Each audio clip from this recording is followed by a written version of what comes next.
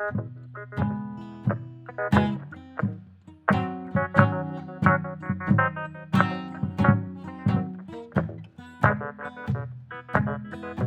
hé, hé! Bienvenue au podcast de la semaine que tu regardes! Épisode 140. Oh, un Oh, chiffron! chez Ça, Franck. on aime ça, Ben. Le dernier de l'année en plus, probablement. Non, peut-être pas. Peut-être pas. Peut-être pas le dernier, mais Ça, on on va faire une affaire s'approche. spéciale cette On semaine, c'est vrai. s'approche. On verra. On verra. Ouais, On verra. on verra bien. Quoi qu'il en soit, c'est un. Moi, j'ai un gros bloc Noël cette semaine. Ça va être le fun. C'est Noël qui approche à grands pas. Puis on se prépare à ça en regardant des films. Moi, j'ai regardé une nouveauté qui est tout chaude sur Netflix, puis recueil de courts-métrages de Wes Anderson aussi qui était Ah sur non! Netflix. Puis Cars, les trois Cars. Fait que là, j'ai fini toutes mes Ah! affaires Pixar, fait qu'on peut parler de Pixar un peu, ça va être le fun.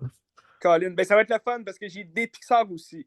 J'ai un petit bloc animation dont 3 films reliés à Noël. Dans le temps de Noël, c'est le fun.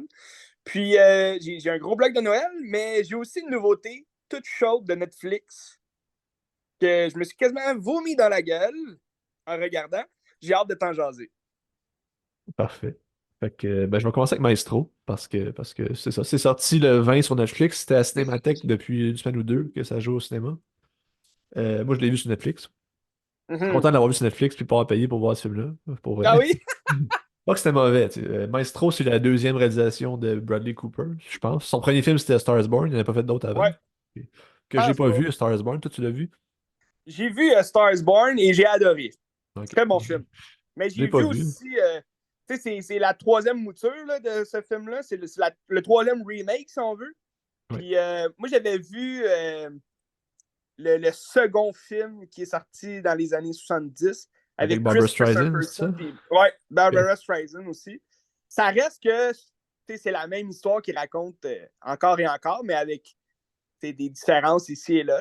Puis, mais le film de Bradley Cooper, j'ai vraiment aimé. Je pense que c'est le film aussi qui a fait reconnaître Lady Gaga en tant qu'une actrice quand même compétente puis qui sait émouvoir le public. Là. Fait que ça, c'était le fun. C'est sûr qu'elle chantait. Elle est bonne pour chanter. C'est une chanteuse. Fait que, en même temps, ça l'a aidé, je pense, à émouvoir le public. Mais même Bradley Cooper, dans ce film-là, il était cohérent. Là.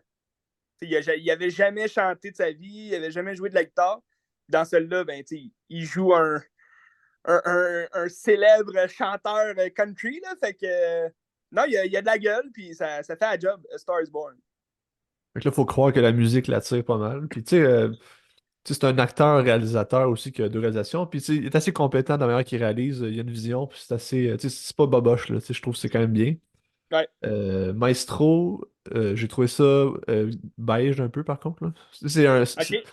C'est un biopic sur Leonard Bernstein, qui est un compositeur de musique classique. C'est lui qui a fait la musique de West Side Story. Il a fait plein d'affaires Ouais. aussi. Mais l'affaire, c'est que dans le film, on n'approche pas vraiment son œuvre. Fait que tu sais pas trop ce qu'il a fait, tu sais, si tu le connais pas. Puis moi, je le connais de nom, mais tu sais, moyen son œuvre, là. Ouais. Puis en même temps, juste un biopic, c'est pas tant un biopic non plus parce que tu t'approches pas tant de l'homme non plus. Tu sais, c'est pas une histoire sur sa vie. Je pense que même Bernstein, il est quasiment plus effacé que l'autre personnage principal qui est sa femme, qui est jouée par Carey Mulligan, qui est extraordinaire dans le film.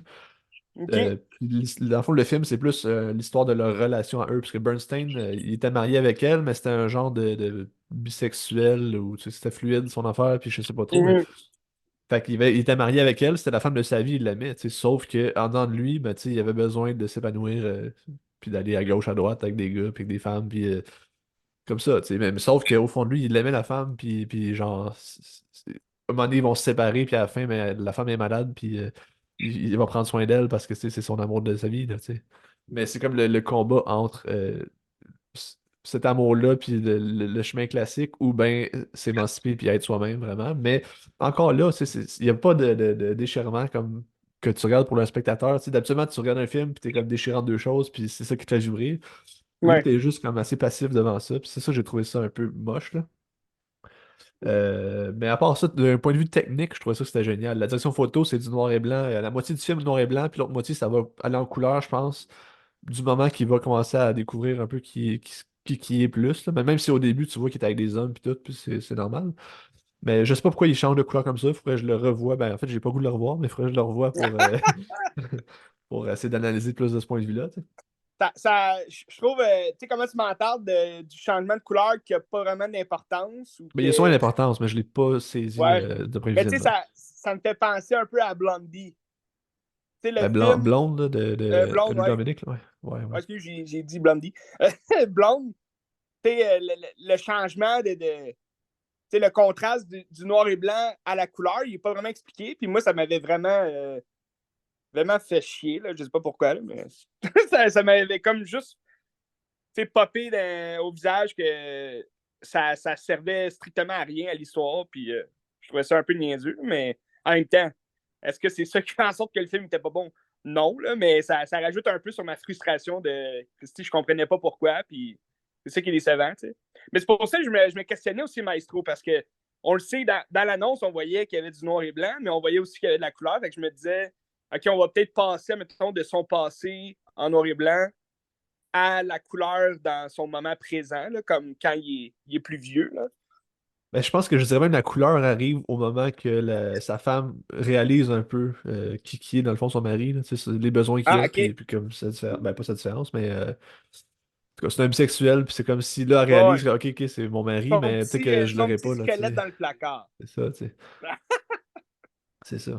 Je pense que OK. ça vient de là, parce qu'à un moment donné, t'aurais une belle séquence de genre comédie musicale, un peu où est-ce que tout le monde danse, puis là, Oui. tu sens dans le jeu de regard qu'elle remarque des choses, tu sais, puis qu'elle le sait, mais quand c'est comme ça, elle veut pas le savoir, puis quand ça vire la couleur, ben c'est comme si c'est là qu'elle se l'avoue, puis que la Mhm. réalité, il pète d'en face, tu sais. Parce que là, ça se passe dans une autre époque. Là. Ça se passe Ça se passe des années pendant la Deuxième Guerre 50. mondiale. Là. Peut-être, ouais, je pense que ça commence en 44, puis ça s'en va OK. sa femme est morte en 78, je pense. Fait que, OK. non, peut-être plus tard que ça. Ils se sont divorcés en 78. Fait que c'est un petit peu plus tard que ça, mais en tout cas. C'est de 44 à 80, 80. Celui, il est mort en 90, à peu près dans ce bout-là. OK. Fait que, mais c'est ça, mais tu touches, c'est ça qui est plate, c'est que tu touches pas la vie de Bernstein, puis tu Mhm. sors du film, puis t'en sais pas plus sur lui. Fait que je trouve ça dommage. Sauf que tu sais, Ouais. tout est compétent. Le film est pas plate, là. Il est bien, puis tout, là, mais Parce qu'en même temps, ça sort un peu des chantiers battus, dans le sens que ça revient pas à être une biopic ordinaire, qu'on parle de A à Z de la personne, un peu comme, je sais pas, Bohemian Rhapsody, où est-ce que il mettait vraiment une structure peu originale, là, c'était assez classique comme biopic.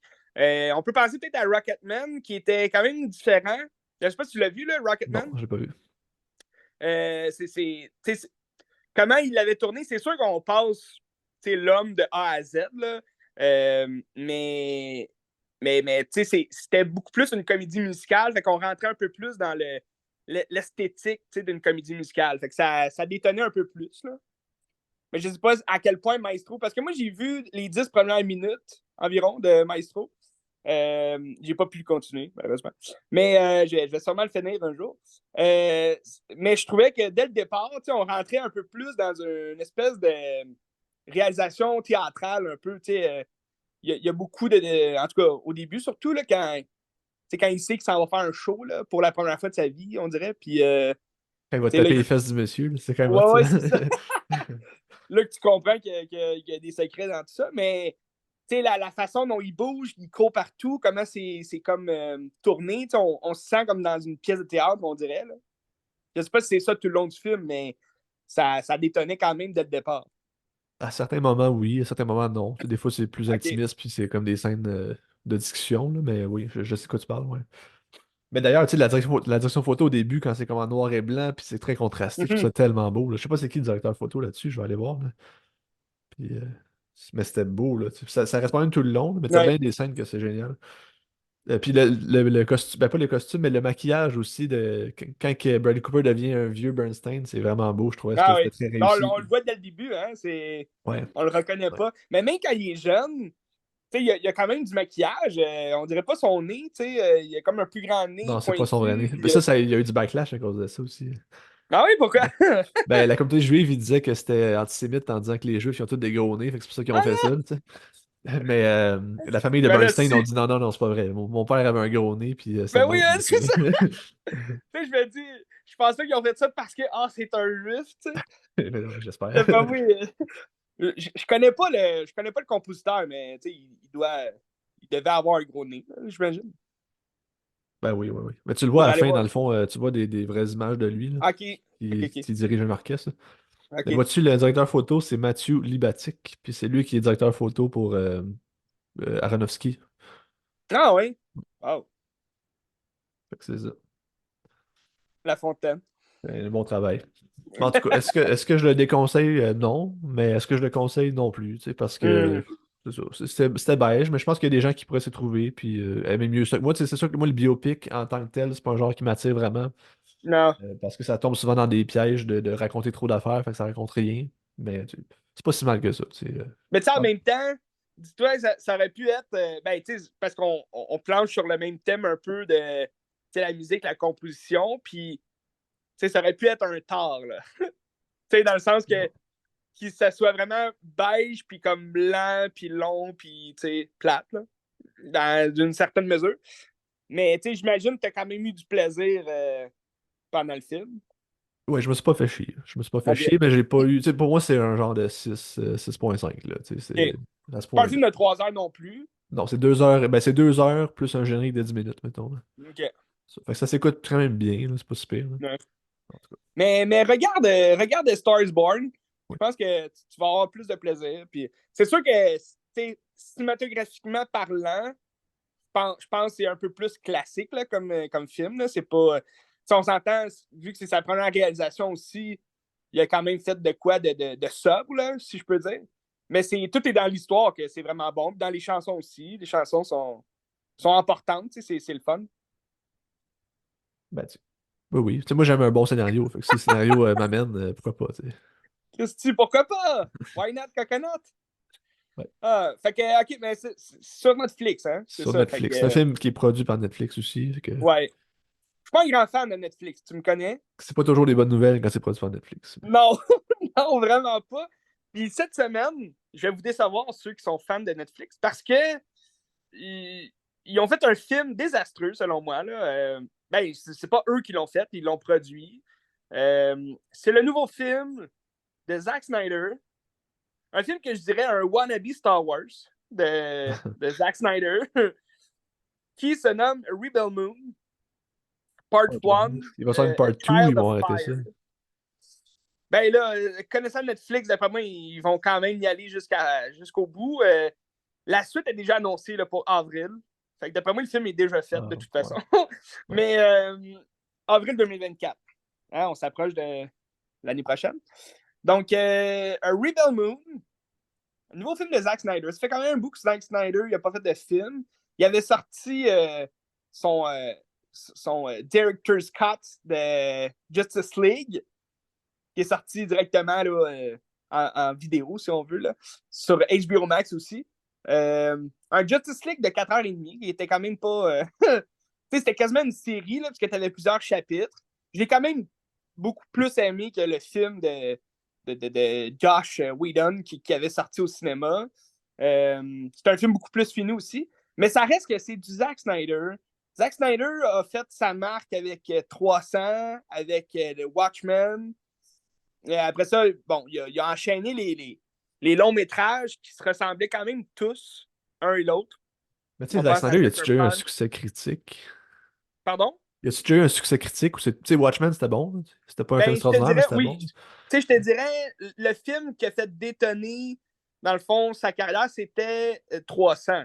Parce qu'avant ça, il a fait Dawn of the Dead, le remake de George A. Romero, qui était très bon. Tu sais, Dawn of the Dead, il est sorti en 2004. Puis c'est un remake qui est vraiment. Moi, pour vrai, à chaque fois que je l'écoute, je l'aime beaucoup, ce film-là. Il est le fun. C'est un film de zombies, c'est sûr. Mais c'est une gang de survivants qui sont enfermés dans un mile, là, un centre commercial. Puis là, il y a des zombies un peu ici et là qui arrivent. Là. Mais Ok. ça reste classique comme film de zombies. Mais je veux dire, c'est un bon remake. Puis Zack Snyder a réussi à mettre un espèce de contraste dans l'image qui fait en sorte que le style du film détonne un peu plus. Puis il n'y avait pas encore son espèce de bulle au cerveau de mettre des ralentis partout qui sert à rien. Cela dit, sa carrière, t'allais-tu dire de quoi? Je t'ai entendu un peu. non? Mais tu sais, si ton highlight de ta carrière, c'est faire 300, c'est que t'as pas une grosse carrière, là, tu sais. C'est pas que Non, c'est pas non, si mais pire que tu ça, là, mais... sais, cela dit, je voulais dire que le film 300, c'est ce qui l'a fait détonner, dans le sens que c'est ce qui l'a fait partir, c'est ce qui a fait partir sa carrière, dans le fond. 300 est sorti en 2007, puis niveau esthétique, c'était un film vraiment le fun. J'avais été le voir au cinéma. Écoute, j'avais 12 ans. Fait que moi, voir du sang partout puis de la bataille, j'aimais ça. C'était écœurant. Puis Gerald Butler, il était écœurant aussi dans le rôle de Léonidas, le roi de Sparte. Mais le film, ça reste que tu le regardes encore aujourd'hui, puis c'est rien. Comme film, je veux dire, il se passe pas grand-chose. C'est 300 Spartes qui s'en vont se battre, puis en même temps, je veux dire, c'est un film qui était assez ordinaire là, aussi dans la forme. Mais c'est un bon film. Je dirais pas que c'est un mauvais film. Sauf que là, en 2009, il a fait Watchmen, qui a été un film assez divisé aussi. C'est un long film. Les gens ont sûrement chialé sur le runtime du film.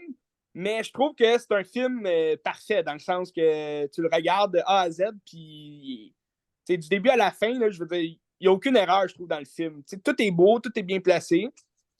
C'est sûr que par rapport, mettons, à la série qu'ils ont faite, qui est un peu comme la suite des événements du roman, là, le roman sur lequel il est basé son film.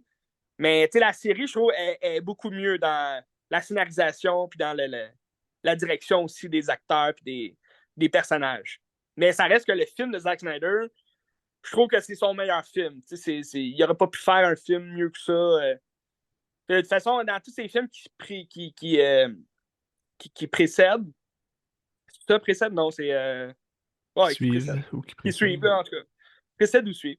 Euh, ben, je trouve que c'est parce qu'il est resté toujours niché dans le même style, le même.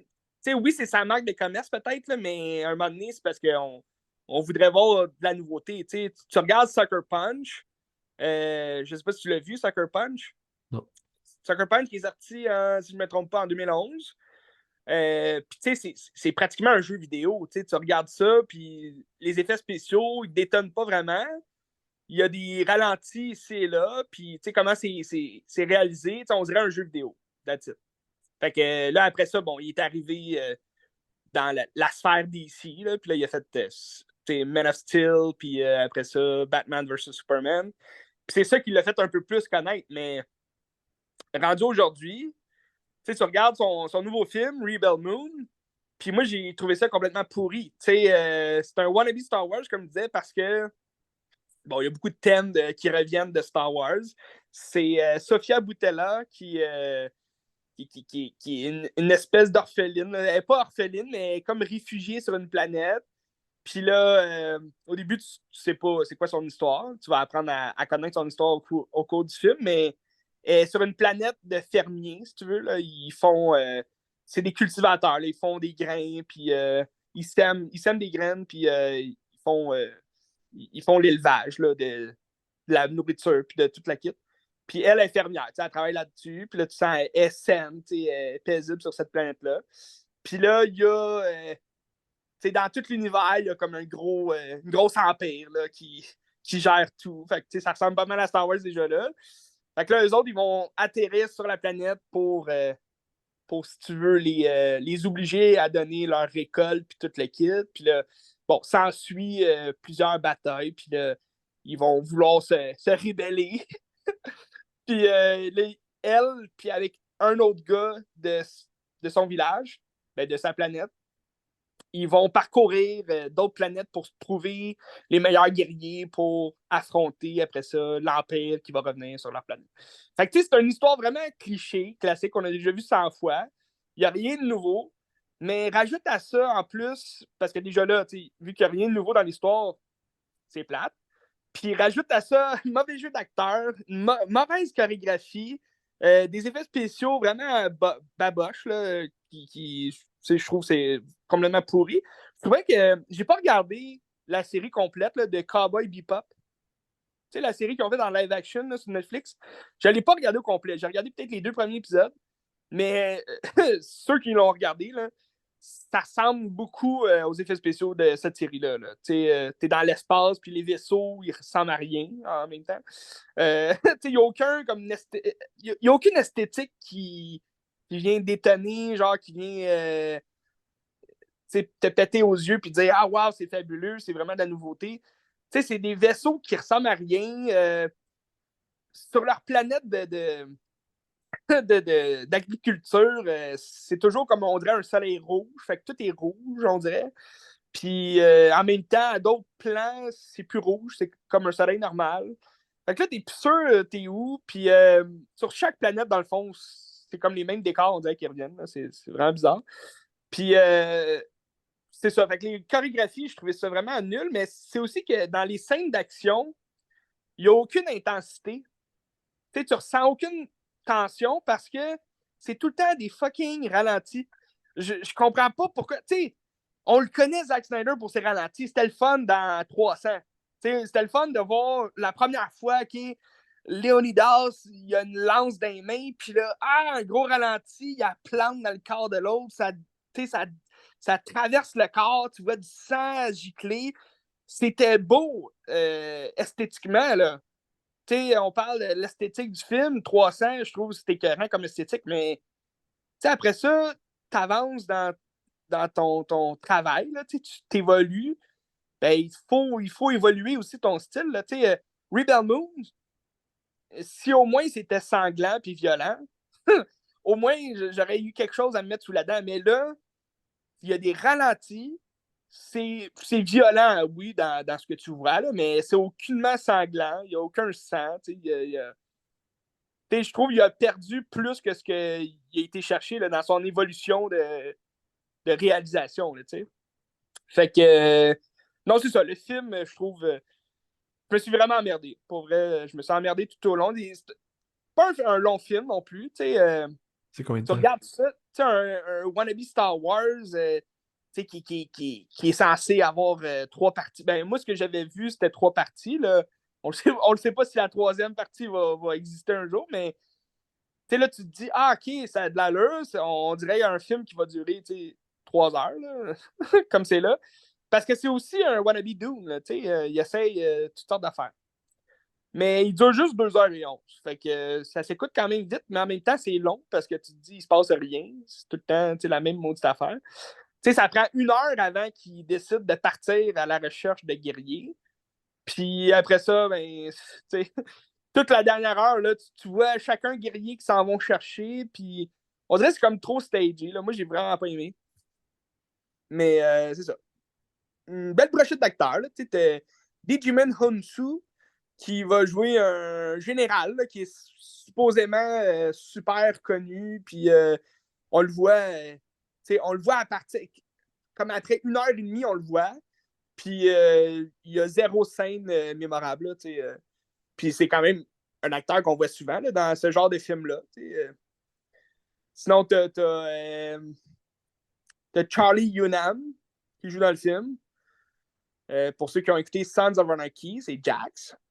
Mais sinon, c'est pour ça qu'il est connu. Sinon, Pacific Rim. Mais est-ce Les qu'il films y de a. Guy Ritchie. Ouais, les films de Guy Ritchie. Est-ce que c'est un grand acteur? Non. J'aime. Il y a une belle prestance. Une belle. Il y a du charisme à l'écran. Mais même dans ce film-là, son personnage fait pas grand-chose. Fait que. Il manque d'équilibre un peu là, dans le scénario, je trouve. Là. Il mise tout sur le personnage de Cora, qui est joué par Sofia Boutella, mais même elle, on dirait, elle raconte son histoire, mais j'ai eu zéro émotion. C'est comme, OK, je m'en fous un peu. T'sais. Parce qu'on voit trop de personnages à la fois, puis là, on ne sait plus sur qui se baser. Là. Mais Fait est-ce que que tu c'est ça. sens la partie 1 que comme ça finit sur quelque chose qui te laisse sur une partie 2 qui fait que c'est comme un demi-film dans le fond, là? Ben, tu sais, il y a une scène de fin qui annonce un deuxième, mais l'histoire du premier est réglée, là, dans le sens que. Ok, fait que c'est un film en soi, c'est pas comme un demi. C'est pas comme Dune, mettons que Non, non, le non, film non, est non. pas fini, là, tu sais.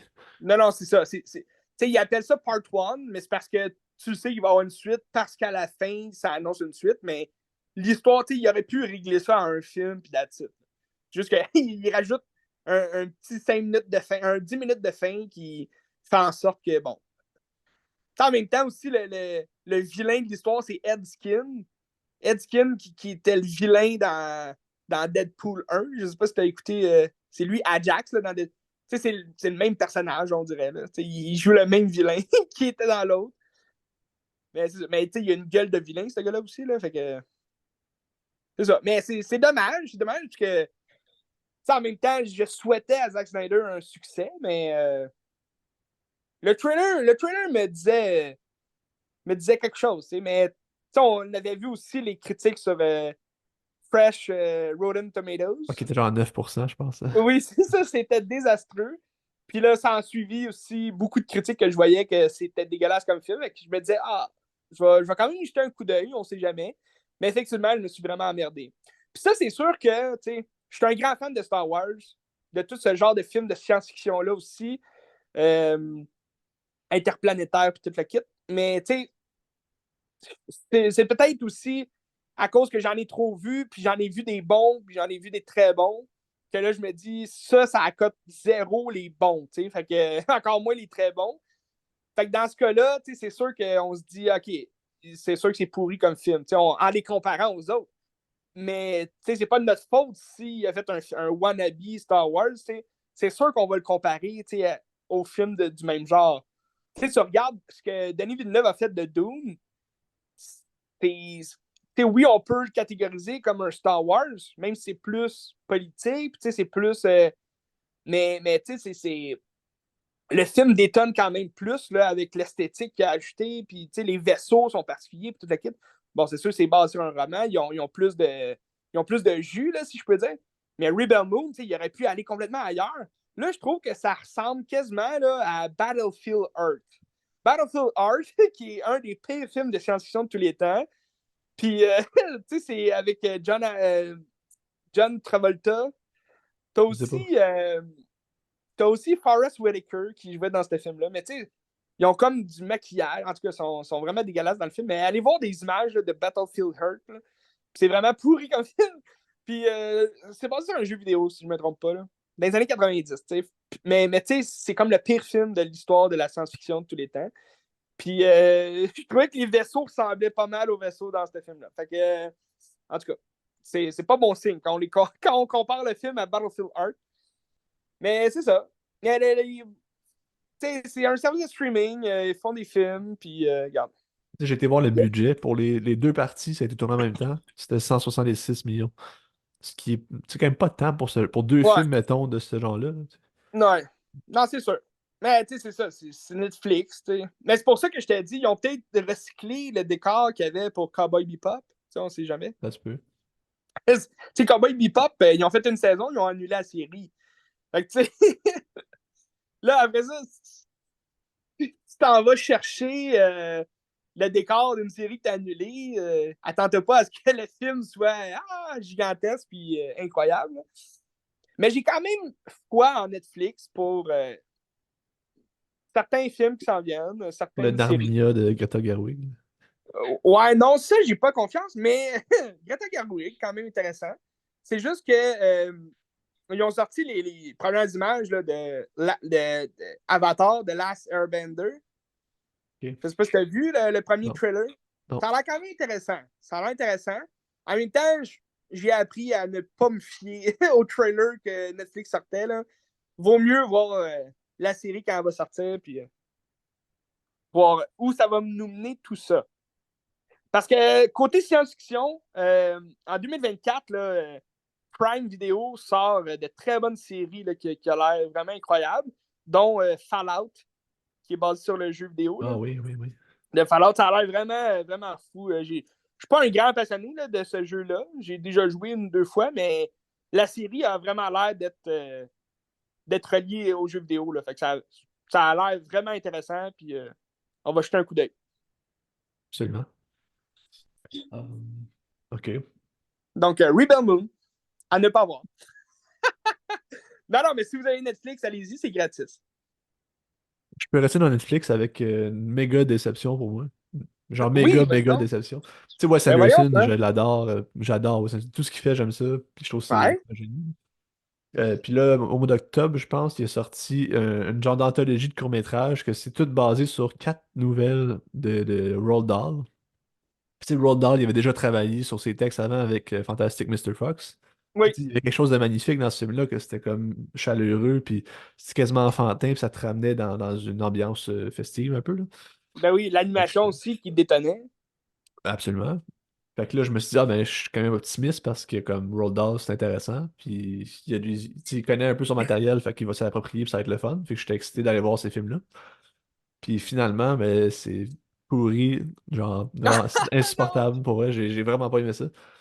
Je vais aller en. Je n'irai pas trop en détail parce que il y en a un que j'ai trouvé quand même intéressant. Mais l'affaire, c'est que dans les quatre, l'esthétique est géniale comme toujours. Tu sais, c'est très théâtral, puis c'est toujours très Ouais. symétrique, puis toutes les couleurs sont pastel, c'est pété. Sauf que tout le long, c'est juste des personnages qui sont devant toi, qui agissent un peu comme narrateurs. Puis tu sais, on parlait de King Dave la semaine passée. Oui. C'est à peu près exactement ça, d'avoir un gars qui est dans ta face puis qui te fait juste chier de l'information, genre de même, sans que ça soit visuel, rien, tu sais. Les quatre films, c'est ça. C'est un narrateur qui est là, puis souvent, les personnages vont changer pour devenir narrateurs à leur tour, mettons. Puis ils vont juste parler vraiment très vite pour te donner de l'information de ce qui se passe ou ce qui s'est passé. Puis c'est ça. Tu sais, mettons, le Wonderful Story of Henry Sugar, qui est le plus long, c'est 39 minutes. OK. C'est ça pendant 39 minutes. C'est un gars qui est dans la caméra devant toi, là, carré, puis là, il fait juste te crier après quasiment de l'information super Oh, rapide. c'est-tu celui avec Benedict Cumberbatch? Les quatre, c'est quasiment tous les mêmes acteurs. Ben, Ouais, c'est ça, il hein? y en a qui jouent pas dans certains, mais c'est comme Ralph Fiennes, Ralph Fiennes. Rupert Friend, Benedict Cumberbatch, Dev Patel. Il me semble qu'il y en a un autre, en tout cas. Les autres, ils reviennent dans chacun des courts-métrages. Ils font-tu tous, admettons, les mêmes personnages dans chacun Non, c'est court-métrage tous des qui personnages apparaissent? différents. OK. C'est tous des personnages différents. Fait que, mettons, tu vas voir The Wonderful Story of Henry Sugar. C'est l'histoire de Henry Sugar qui était genre un riche millionnaire. Puis là, c'est de la manière qu'il est devenu millionnaire. Puis comment qu'il a comme tout dépensé son argent. Ou je me souviens plus trop parce que c'était pas intéressant. Mais sauf que c'est ça. Ça te raconte l'histoire, mais sans que ce soit visuel. Puis Ouais. le cinéma, c'est un médium visuel. Puis c'est comme. Ça marche pas. Ben, il y en a un là-dedans que j'ai bien aimé, c'est Poison. Ou est-ce que c'est Benedict Cumberbatch? Je trouvais que le style aussi, la manière qu'il le faisait avec le personnage qui parle, ça marchait un peu mieux. Puis c'est Benedict Cumberbatch qui est comme couché dans un lit, puis il y a un serpent venimeux qui est dans son dos. Puis là, t'as juste, je pense que c'est Ralph Fiennes. Puis je sais que t'as Dev Patel qui vient, puis Ralph Fiennes, je pense qu'il joue un médecin, pour essayer de le sauver, puis de l'empêcher qu'il se fasse comme tuer par le serpent, puis qu'il soit pas empoisonné. Mais ça donne une vibe un peu l'exorcisme, parce que t'as comme deux personnes qui essayent de faire de quoi avec un gars qui collabore moyen parce qu'il faut pas qu'il bouge pilote. Mais je trouve ça intéressant, tu sais. Puis la twist à la fin est quand même bonne. Tu sais, ça dure 17 minutes. Les trois autres courts-métrages durent 17 minutes, fait que ça s'écoute quand même bien aussi, même si c'est pas très long. Puis après ça, t'as The Ratcatcher, que c'est Ralph Fiennes, qui est genre un gars qui ressemble à un rat, qui ressemble un peu à Peter Pettigrew, de la manière qu'il est fait. Il attrape des rats. C'est ça. C'est quoi? C'est The Ratman? C'est quoi? The Pourquoi il fait Ratcatcher. ça? Je sais pas. Je sais pas. Qu'est-ce que Puis le dernier, c'est The Swan, où est-ce que c'est un petit gars qui a des ailes. Puis t'as comme la police après lui, puis là, il essaie de pogner quelque chose, là, puis ça. C'était pas tellement intéressant. Fait que, tu sais, si vous aimez Wes Anderson, ben, peut-être vous avez aimé ça. Moi, j'ai vu des gens qui ont aimé ça, pareil, dans mes commentaires Letterboxd, là. Ouais, Mais puis j'ai vu bien des gens qui n'ont pas aimé ça non plus. Puis, tu sais, moi, je suis un méga fan de Wes Anderson, puis j'ai trouvé ça ouais. insupportable. Fait que, Ça m'a surpris que tu n'aies pas aimé ça. Mais en même temps, comme on se disait, peut-être que le style de Wes Anderson, il est bon pour ses courts-métrages, ses longs-métrages. C'est parce qu'il installe une histoire, t'appréhendes. Tu sais, admettons, je pense à un film comme un de tes derniers, là, de French Dispatch. Là. Tu comprends, de French Dispatch, tu fais un court-métrage avec une des scènes qu'il fait, le court-métrage serait pas bon. Dans le sens que je sais pas si tu comprends ce que je veux dire, dans le sens que le tout du film, même si je vais pas triper sur le film, le tout du film fait en sorte que il y a quand même une histoire qui se tient dans tout ça. Je veux dire, c'est un journal qui essaie de survivre, ouais. dans le sens que tu prends la scène, bon, peut-être la scène avec Léa Seydoux puis Benicio del Toro, là, quand il la peint là, en prison. sais, peut-être que ça serait intéressant en court-métrage, mais tu le prends en court-métrage, il n'y a quand même aucun jeu, dans le sens qu'il n'y a aucune logique dans cette scène-là. Il fait juste la peine puis that's it, là. Ouais, c'est ça, mais sauf que si tu sors du contexte, c'est sûr que ça marche pas, sauf que dans son contexte, ça marche. C'est dur de, Ben, c'est c'est dur ça. de défendre ça, mais Exact. ouais. Mais tu sais, mettons, je pense à un court-métrage qu'il a fait que c'est Hôtel Chevalier, qui est genre un préquel un Oui. peu à Darjeeling Limited, qui Oui. était extraordinaire. Pour vrai, c'était très très bon. Puis je trouvais qu'il y avait de l'émotion, puis visuellement c'était beau, puis tout était là. Fait que je pense qu'il y a de faire de quoi de génial. Je sais pas si Ouais, c'est les mais, textes de Roald Dahl qui sont pas adaptés pour ça. ouais, mais Ben, tu Ouais. l'as dit, c'est un court-métrage. Tu connaissais déjà l'histoire d'après, qui est de Darjeeling Limited. Mais je sais pas s'il l'a fait avant Darjeeling Limited ou pas. C'est ça, je me demande. OK? Mais je pense Mais, qu'il l'a mais fait quand avant. même, mais quand même, en ayant le film en entier, tu comprends un peu l'arrière-pensée de ce court-métrage-là. Fait que peut-être que ça rajoute quelque chose. T'sais. Je sais pas, je dis ça de même. J'ai pas vu le film. Ouais, mais je pense que tu peux le regarder sans avoir vu Darjeeling, puis ça se tient vraiment bien pareil, tu sais. OK. Parce que c'est juste deux personnes qui sont sur le gouffre, là. Tu sais, c'est un couple qui est sur le gouffre, Oui. puis ça finit, là, tu sais, puis c'est ça que tu vois, tu sais. Puis c'était très Mais bien, là.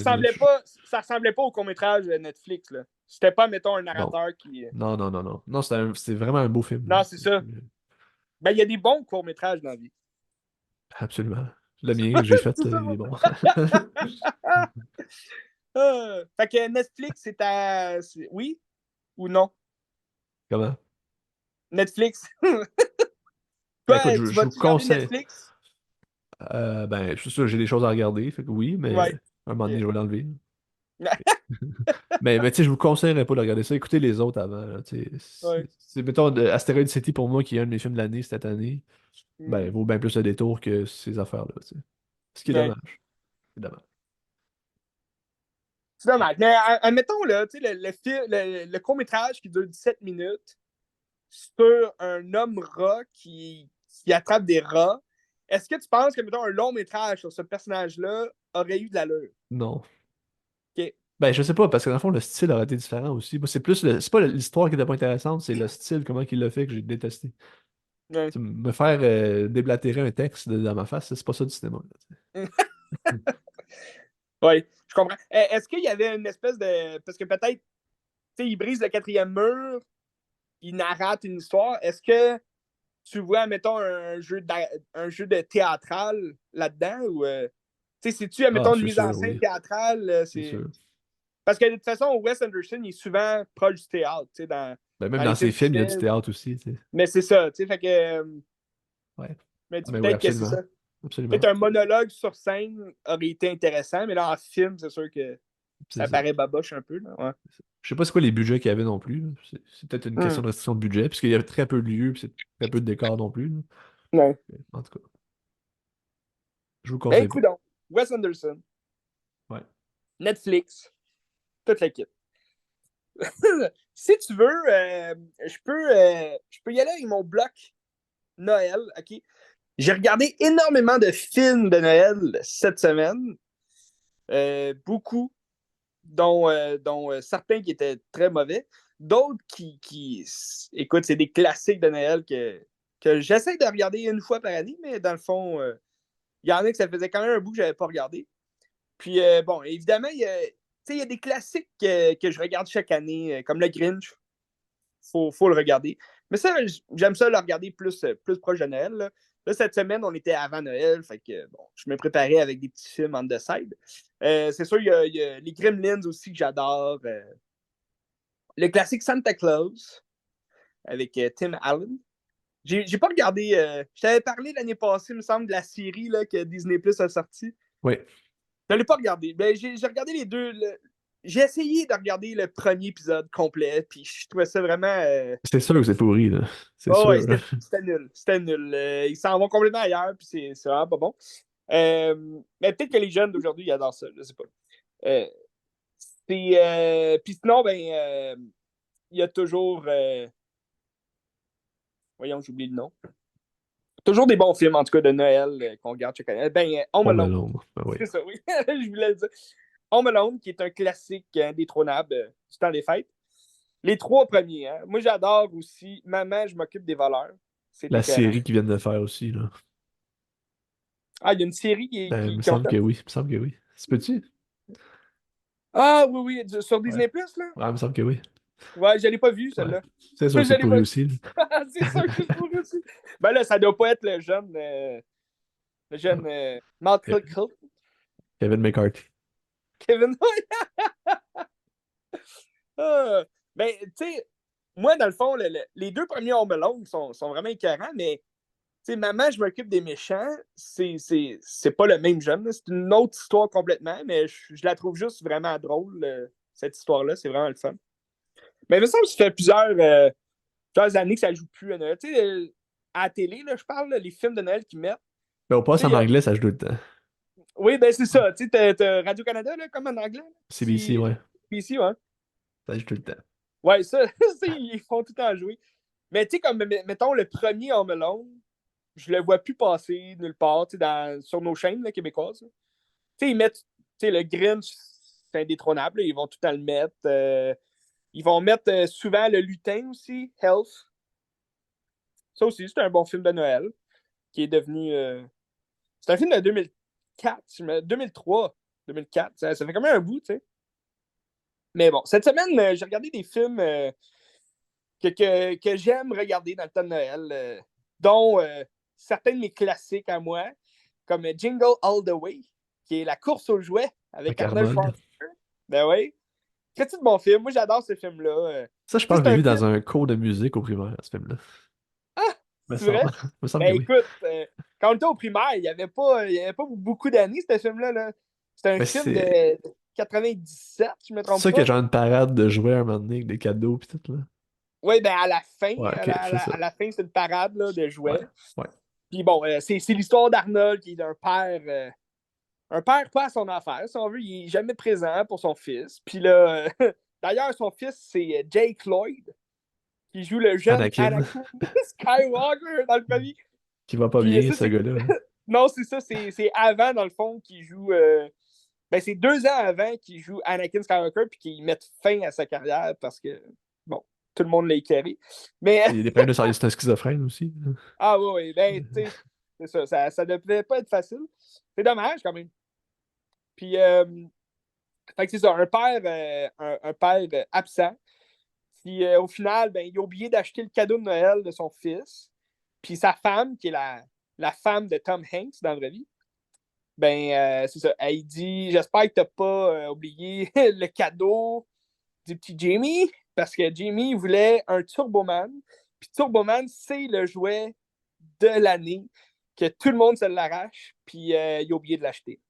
Mais là, il se rend compte de ça le 24, le 25, là, le 24-25, au matin. Puis, ben là, c'est ça. Il est dans le trouble parce qu'il n'y en a plus en vente. Puis là, il court, il fait tous les magasins de sa région. Puis là, il en cherche. Puis il va se battre avec un facteur que lui aussi, il en cherche un pour son fils. Puis, en tout cas, c'est un film assez.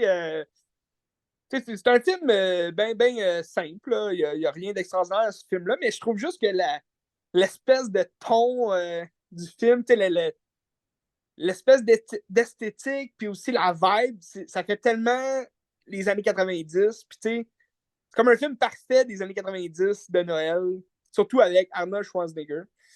Fait que c'est ça, je le porte dans mon cœur, ce film-là. Moi, je l'écoutais tout le jour quand j'étais jeune. C'était écœurant.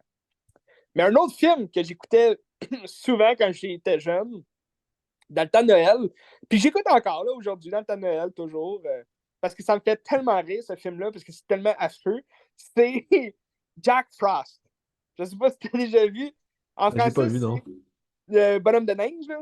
Ouais. Jack, le bonhomme de neige, en fait. Mais il y a aussi d'autres noms là, en français, comme Petit Papa Noël, que j'ai jamais appelé comme ça, là, ce film-là, mais il l'appelle comme ça, je pense, au Québec. Mais sinon, c'est soit Jack Frost ou Jack, le bonhomme de neige. Puis, encore une fois, une grande vedette célèbre dans ce film-là, Michael Keaton. Puis ça aussi, là, on parle d'un film des années fin 90. Après Euh, Batman. oh, oui, après Batman certain, c'est fin des années 90, je dirais, tu sais, Jingle All the Way, c'est 96-97. celui-là, c'est pas mal dans les mêmes années, là. 98 peut-être, là, 99. Mais c'est avant 2000, tu sais. Fait qu'encore une fois, là, t'as la vibe des années 90, tu sais, dans le temps de Noël. Puis là, il y a comme trop de neige, là, surtout cette année. On regarde notre Noël qui est vert, là, qui est pas blanc du tout. Mais tu sais, tu regardes ce film-là, puis tu sais, c'est avant Noël, là. Ils sont le 23, 24, tu sais, 22, 23, 24 décembre, puis il y a déjà comme 10 mètres de neige, on dirait. Je sais pas où ce qu'il habite, mais tabarouette. Je pense qu'ils sont proches du Colorado, là, dans le film. Mais en tout cas, il y a beaucoup trop de neige pour ce que c'est. Puis en même temps, dans notre jeunesse, me semble, à Noël, il y a tout le temps beaucoup de neige. Ça va avec la température de la planète, j'imagine. Mais Absolument, j'imagine. oui, j'imagine. Mais cela dit, c'est Michael Keaton qui est aussi un père absent. OK? Là, tu vas voir où ce que je vais en venir avec les pères absents, là, parce que j'avais vu un meme, ça fait pas si longtemps, j'ai vu un meme comme quoi c'est la grosse question à se poser, c'est pourquoi dans tous les gros films de Noël des années 90, c'est toujours un père absent qui, qui essaye de se racheter. Admettons, tu regardes Santa Claus, c'est ça aussi, là. Tim Allen, qui est un père absent, toujours à son boulot, puis là, il devient le Père Noël, puis là, ah, c'est la joie, il a sauvé Noël. T'sais. Mais tu sais, Jingle All the Way, c'est ça, Jack Frost, c'est ça, et bien d'autres. Papa est devenu un lutin aussi, là.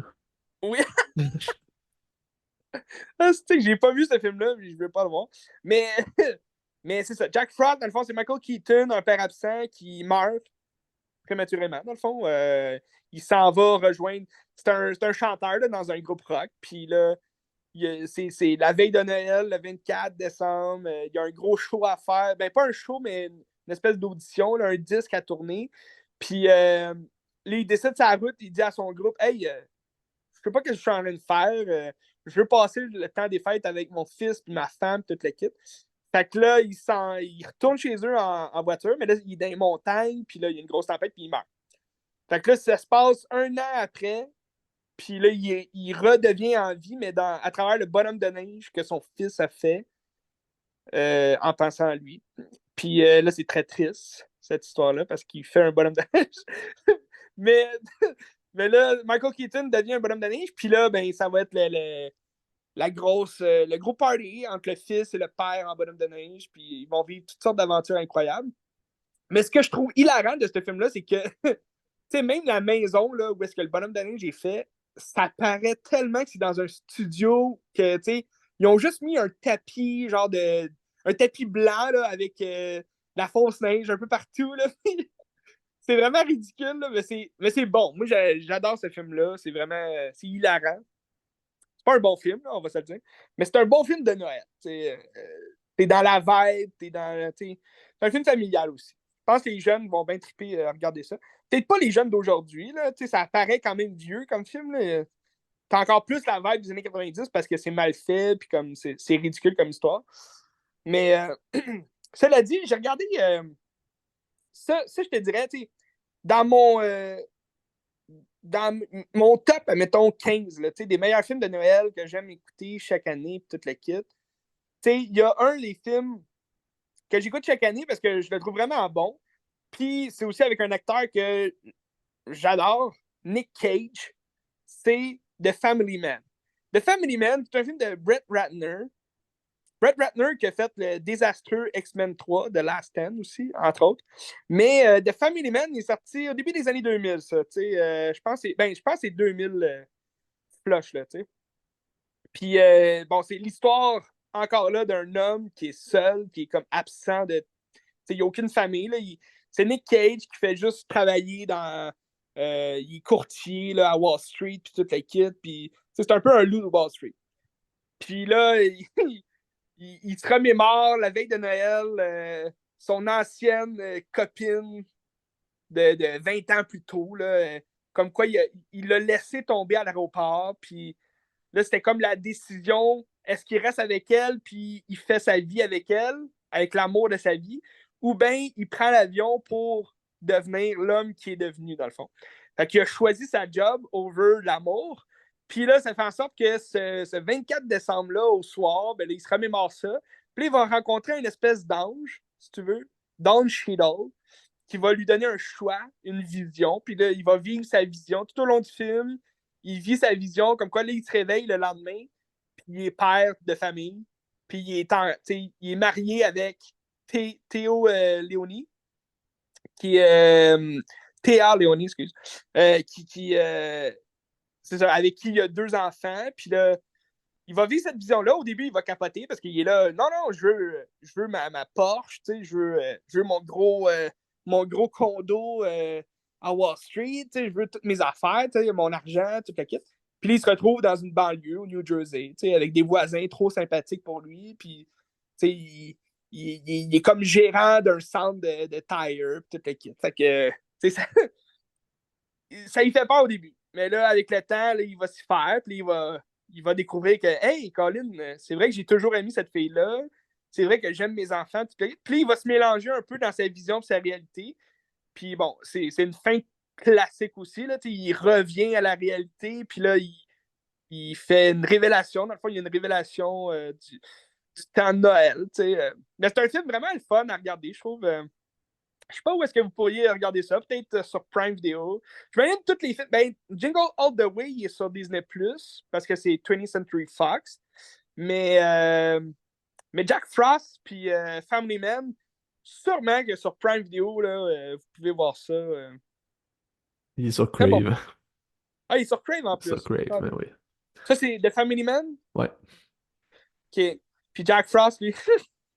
Ça doit pas se trouver vraiment partout, là. Moi, j'allais en VHS, là, mais. Jack Frost, c'est sûr. Jack Frost. Nulle part. Ah, c'est dommage. C'est dommage. D'autres films que vous pourriez voir, ben, sur Disney Plus, il l'a parce que c'est un film 20th Century Fox. Non, c'est un film Disney, même. C'est un film que j'ai en VHS, que j'avais jamais. Ben, j'ai déjà vu 1 ou 2 fois quand j'étais jeune, parce que j'avais toujours cette image-là dans la tête d'un jeune qui est déguisé en Père Noël, puis qui court avec une gang de Père Noël dans un marathon de Père Noël. Puis j'ai jamais pu comprendre c'était quoi ce film-là, mais là, à un moment donné, je l'avais trouvé en VHS, puis il était dans un. J'avais acheté une boîte. Sur Marketplace, là, ça se vend souvent, des boîtes de VHS. Si vous aimez les VHS, là, allez sur Marketplace, il y a plein de gens qui vendent une boîte de VHS. Puis là, j'avais trouvé une boîte de VHS, comme 50 VHS, mais pour 10$. Là, ça vaut vraiment la peine là, si vous êtes fan de VHS. Puis l'affaire qui est plate là-dedans, c'est que si vous avez pas mal de VHS déjà, ça se pourrait que vous trouviez pas mal de doubles de ce que vous avez dans ces films-là.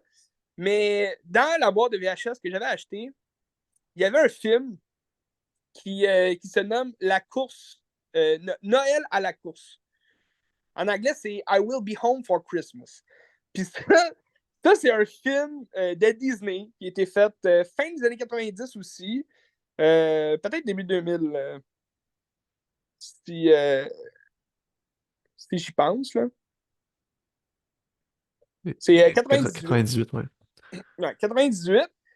Puis, bon, c'est un film très ordinaire, là, on va se le dire. C'est pas grandiose comme film. C'est un film, on dirait, un téléfilm que Disney a fait sur la chaîne, pour la chaîne Disney, admettons, là, dans cette époque-là.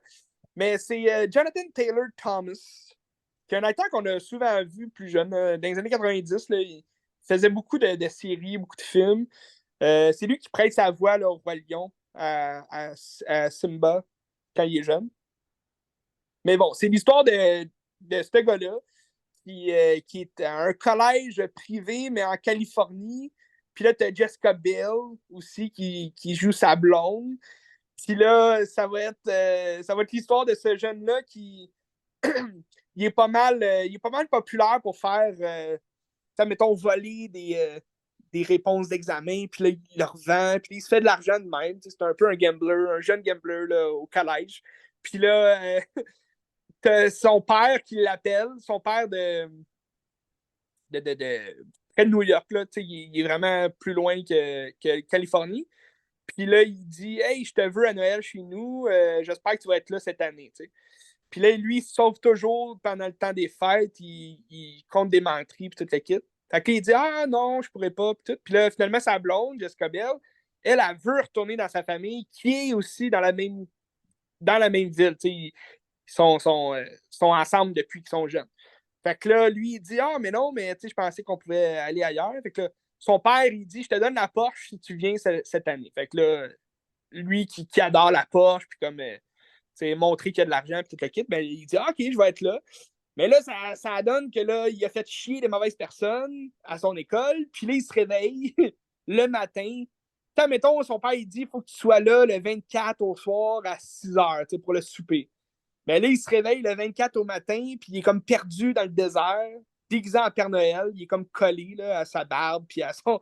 Puis là, il a comme pas le choix de trouver son chemin pour retourner chez lui. Fait que dans le fond, c'est pour ça que le film, c'est comme une course, là, si tu veux, en parenthèse. Puis là, à la fin, il va courir. En tout cas, il vit plein d'aventures, là, loufoques et ridicules. Mais c'est un film le fun. C'était pas extraordinaire comme film, là, mais c'est un film plaisant à regarder. Là. Il est sur Disney+, si jamais vous voulez regarder ce film-là. Je te dirais pas que c'est un classique là, de Noël, là, mais c'est un film, ça rentre dans l'espèce d'ambiance de film de Noël qui est le fun. Là. Je trouve ça plus que le fun de regarder un vieux film de même, des années 90, que des films qui jouent genre sans arrêt là, Les à films l'hiver. Hallmark, un peu, là, ouais. Oh oui, c'est ça. C'est comme, on dirait des films à l'eau de rose, là, où c'est vraiment cheap, c'est juste des histoires de ah, je t'aime, puis c'est Noël, puis ah, je vais t'offrir tel cadeau. C'est vraiment ridicule comme film, là, ça. Je comprends pas. Y a-tu vraiment des gens qui écoutent ça à fond? Je sais que sur Netflix, il y a beaucoup de films de ce genre-là. Là. Pour Noël, là, Si en font, j'imagine que les gens le regardent. Colin, je trouve ça triste. Mais dans deux des pires films de Noël là, que j'ai regardé cette semaine, bon, t'as peut-être déjà vu Surviving Christmas. C'est un film milieu 2000, peut-être 2005-2006. Puis c'est Ben Affleck. Puis encore une fois, c'est un riche qui n'a rien à faire de son Noël. Il est tout seul, il se sent seul. Sa blonde, elle s'en va dans sa famille. Puis là, elle y reproche de jamais y présenter sa famille. Puis tout à quitte. Fait que là, lui, à Noël, il se sent seul, puis là, il a l'idée d'aller dans sa maison de famille de quand il était jeune. Pour se remémorer, si tu veux, son Noël quand il était jeune.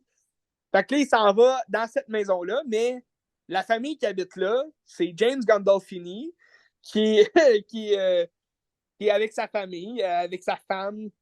Sa femme qui est la mère du petit Kevin là, dans Home Alone, que j'oublie son nom. Mais C'est pas Catherine O'Hara, c'est ça? oui, c'est ça, Catherine O'Hara. Puis ils ont un fils. Puis là, ils ont une fille aussi, mais qui est plus vieille, qui a l'âge de Ben Affleck. Fait que là, lui, il arrive dans cette maison-là, puis là, il va leur dire ah, je vous donne 250 000 si vous jouez le jeu pendant Noël d'être ma famille. Fait que là, c'est vraiment ridicule comme film, là, c'est plate à mort. Puis là, dans le fond, il y a leur fille qui va venir passer le temps des fêtes, puis là, elle n'est pas au courant que lui, il a offert de l'argent puis tout. Fait que là, elle va se retrouver à jouer aussi le jeu parce qu'elle n'a pas le choix, mais là, ils vont tomber en amour les deux. Puis là, en tout cas.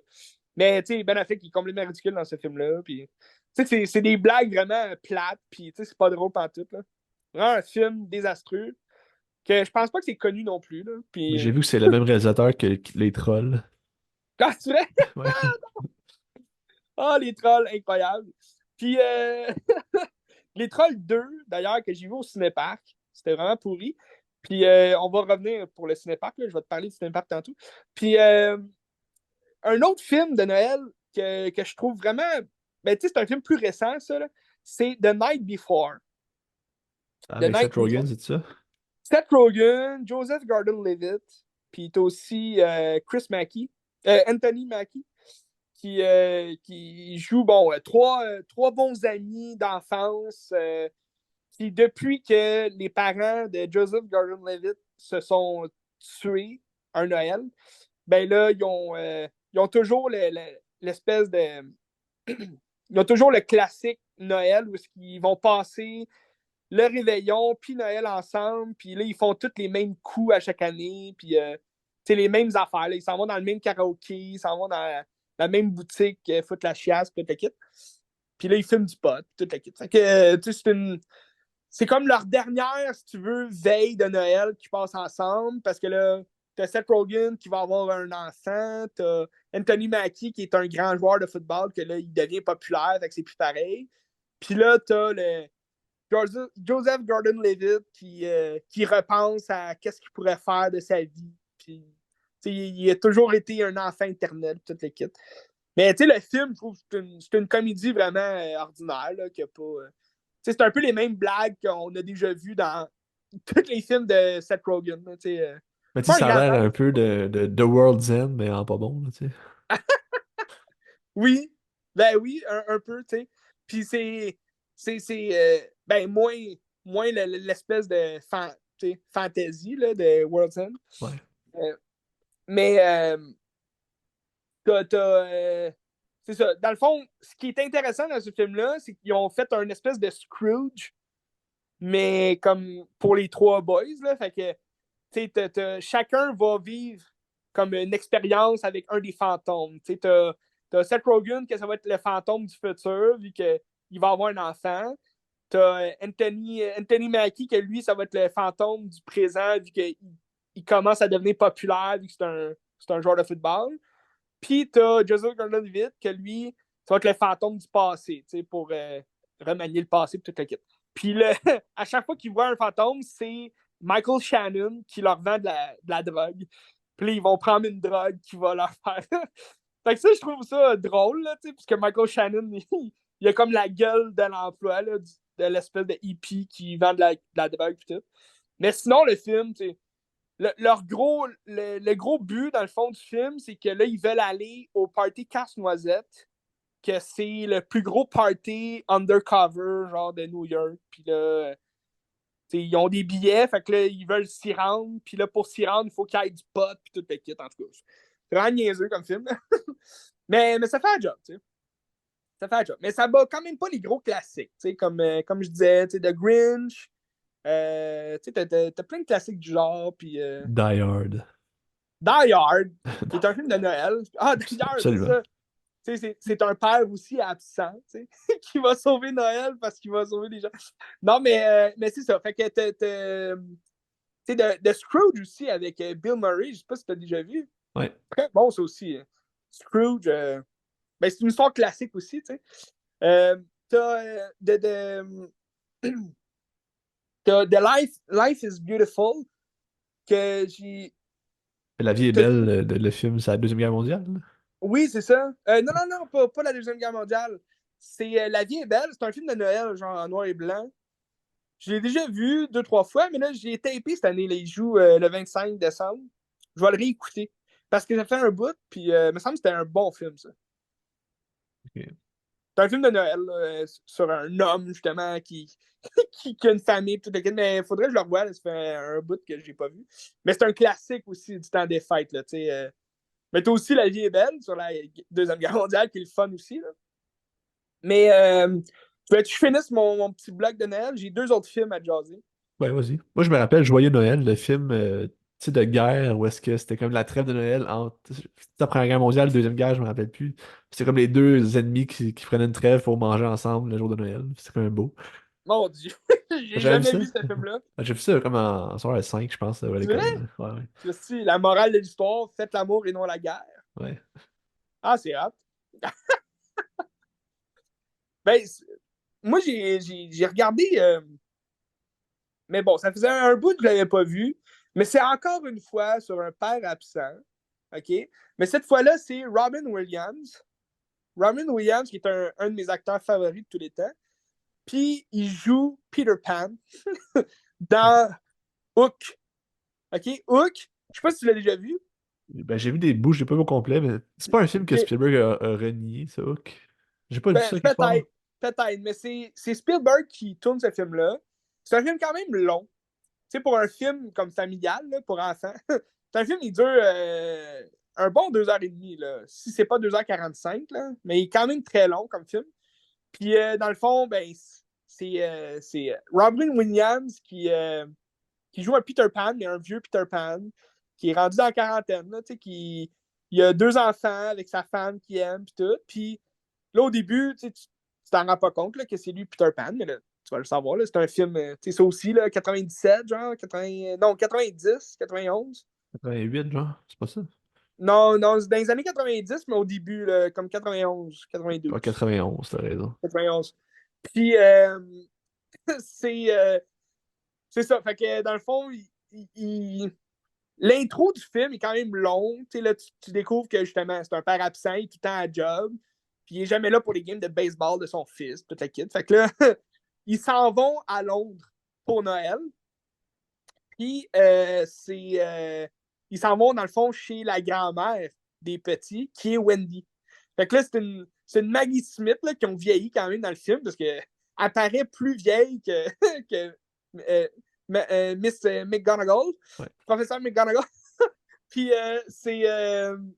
dans le fond, sa femme à Peter, c'est la petite fille de Wendy. Fait que tu vois qu'il y a quand même beaucoup de temps là, qui a passé entre les années. Puis beaucoup d'années, en fait, qui a passé à travers le temps. Puis dans le fond, cette nuit-là, ils s'en vont à un congrès. Puis là, les jeunes sont couchés dans la chambre, dans l'ancienne chambre de Wendy. Puis là, ils vont se faire enlever par Hook. Fait que là, en revenant chez eux, ben là, Peter, tu sais, lui, il s'en rend plus compte là, que c'est Peter Pan puis que c'est Hook, mais il voit comme tout le crochet qui a comme détruit comme le mur. Puis là, il va voir que, OK, il y a quoi qui se passe, que c'est pas normal. Puis là, c'est la fée Clochette qui va venir le rechercher. Julia Roberts qui joue la fée Clochette. Puis là, elle va l'amener au pays imaginaire. Puis rendu là, il va toujours nier que c'est Peter Pan. Il va pas se rappeler des enfants perdus. Puis tout le kit. Puis là, les enfants perdus, ils vont pas se rappeler de lui non plus. Mais là, c'est la fée Clochette qui va essayer de les convaincre, tout le kit. Puis là, au final, ben, Peter va se remémorer de qui il est, tu sais, qui il était, en fait. Fait que c'est quand même c'est très nostalgique. Moi, quand je regarde ce film-là, ça me fait toujours chaud au cœur de voir ce film-là parce que c'est pas un bon film. Là, tu regardes pas ça en te disant ah, c'est vraiment le meilleur film de Peter Pan de tous les temps. Mais c'est juste de voir Robin Williams jouer un vieux Peter Pan. Je trouve qu'il n'aurait pas pu trouver un meilleur acteur pour ça. C'est juste fantastique. C'est juste écœurant. Puis t'as aussi un Dustin Hoffman qui est en shape, qui joue un vieux Hook qui est détestable, toute l'équipe. Mais tu sais, tous les décors, toute l'esthétique du film, ça rappelle tellement les années 90, c'est vraiment bon. Moi, j'aime ça, j'adore ça. Et t'as-tu la touche Spielberg aussi à la réalisation? T'as surtout la touche John Williams Ok. à la musique. Puis ça, c'est ce qui donne la touche de Spielberg. Mais Spielberg, c'est vrai que dans la réalisation, tu as une espèce d'engouement pour justement son style de réalisation, dans le sens que tu as beaucoup de couleurs vives, des lumières qui vont rappeler E.T., des espèces de. Le pays imaginaire, là, quand tu le regardes, là, c'est une toile, là, mais c'est tellement beau, c'est tellement bien fait, puis ça rappelle tous les films fantastiques que Spielberg a fait. Là, fait que ça, pour ça, j'adore ça. Mais sinon, c'est ça. C'est Hook. Ah, mais j'en avais un autre aussi. OK. Euh, un autre film de Noël que, de prime abord, on dirait pas que c'est un film de Noël, mais j'ai réalisé que c'est un film de Noël. Hateful Hate, Ouais. qui est le, le 8e film de Quentin Tarantino. C'est vraiment incroyable, ce film-là. Moi, je pense que J'allais. c'est ma meilleure expérience de cinéma à vie, Hateful Eight. Ah oui, c'est. Pour vrai, là, j'ai adoré au cinéma. Puis là, à chaque fois que je le regarde, je me dis, Colin, c'est tellement bon, mais on n'en parle tellement pas assez de ce film-là, dans le sens qu'il a comme un peu passé sous le radar, même de tous les fans de Quentin Tarantino. On dirait, les gens vont toujours préférer, mettons, Django à lui, vu que c'est deux films qu'on va catégoriser un peu pareil, vu que ça se passe de façon Mais western, là, au entre guillemets. départ, avant que le scénario leak, je pense que t'avais des personnages qui revenaient. Sauf qu'il a dû changer le scénario parce que quelqu'un l'a partagé, là. Ah, c'est ça. C'est ça. Mais tu sais, c'est un peu dans les mêmes tons, mais tu sais, Hateful Hate, c'est tellement un bon huis clos où est-ce que ça se passe dans la neige. Tu sais, il y a même tu sais, Bob, le Mexicain, il va jouer une tune de Noël au piano, tu sais, pendant que Samuel L. Jackson va jaser au vieux Bruce Dern, puis il va raconter qu'il s'est fait sucer la bite Ben, par son hey, fils. ben c'est ça, justement. Je l'ai vu en 70 mm au Banque Scotia, celui-là. Puis, tu sais, Oui, c'était avec, comme classique, avec une entrée en musical. Puis après ça, t'avais une entracte à un moment donné. Puis l'entracte nice. tombait exactement au moment où est-ce qu'il disait ça, là, qu'elle a sucé son gars. Je sais Ah, pas trop, là. C'était les gens extraordinaire, là. devaient capoter. C'était malade, là, tu sais. Là, ça te Ah, laisse là-dessus, t'es comme, oh shit, man. Là, tu ah, t'attendais ouais, que ça recommence, là. C'était malade. Puis, tu sais, ouais. surtout en 70 mm, les lumières sont malades parce que c'est de la pellicule directe qui est neuve en plus. Fait que, tu sais, le Ah, ouais. contraste de blanc, de noir, de jaune aussi du linge de Sam Jackson, ça neige, là, c'était magnifique, là. C'était génial. Ah, j'imagine. Non, c'est vraiment un film incroyable. Moi, je l'adore. Puis, tu sais, c'est un film, tu sais, il est pas court, là. Tu sais, il dure 2h45 passées. Puis, mais tu sais, tu le regardes, puis tu sais, c'est juste du gros dialogue. Puis, comme, c'est axé sur les interrelations entre, tu sais, tous les personnages. Puis, je trouve juste ça vraiment magnifique. Puis, c'est fantastique comme film. Moi, j'adore Absolument. Kurt Russell dans ce film-là. Là. Kurt Russell avec sa grosse moustache, stick. Il a la job du John D. Hangman. Stick. C'est vraiment. Je trouve que tous les acteurs sont incroyables dans ce film-là, mais Kurt Russell, pis, la dynamique entre Kurt Russell et Sam Jackson, c'est vraiment incroyable. J'adore ça. Oui, absolument. Il y a aussi des revirements de situation qui sont vraiment loufoques et vraiment le fun. Là. Mais incroyable, je le conseille à tous. Hateful Hate. Absolument. On pourrait pas conseiller un Tarantino en général, là. Tu sais, tous En ses films valent général, la non. peine. C'est ça. Mais admettons, dans le temps de Noël, là, je trouve, si vous voulez vous faire un peu un petit sentiment, ah, il n'y a pas de neige dehors, je veux écouter un film avec de la neige. Oui, il y a Jack Frost, qui est de la fausse neige, mais là, t'as Hateful Hate avec de la grosse neige, puis que, ça paraît vrai, là, je sais pas si c'est de la vraie neige, mais ça paraît vrai. Puis C'est bon. t'as froid pour eux, quand ils ont froid, t'as froid, puis toute la kit.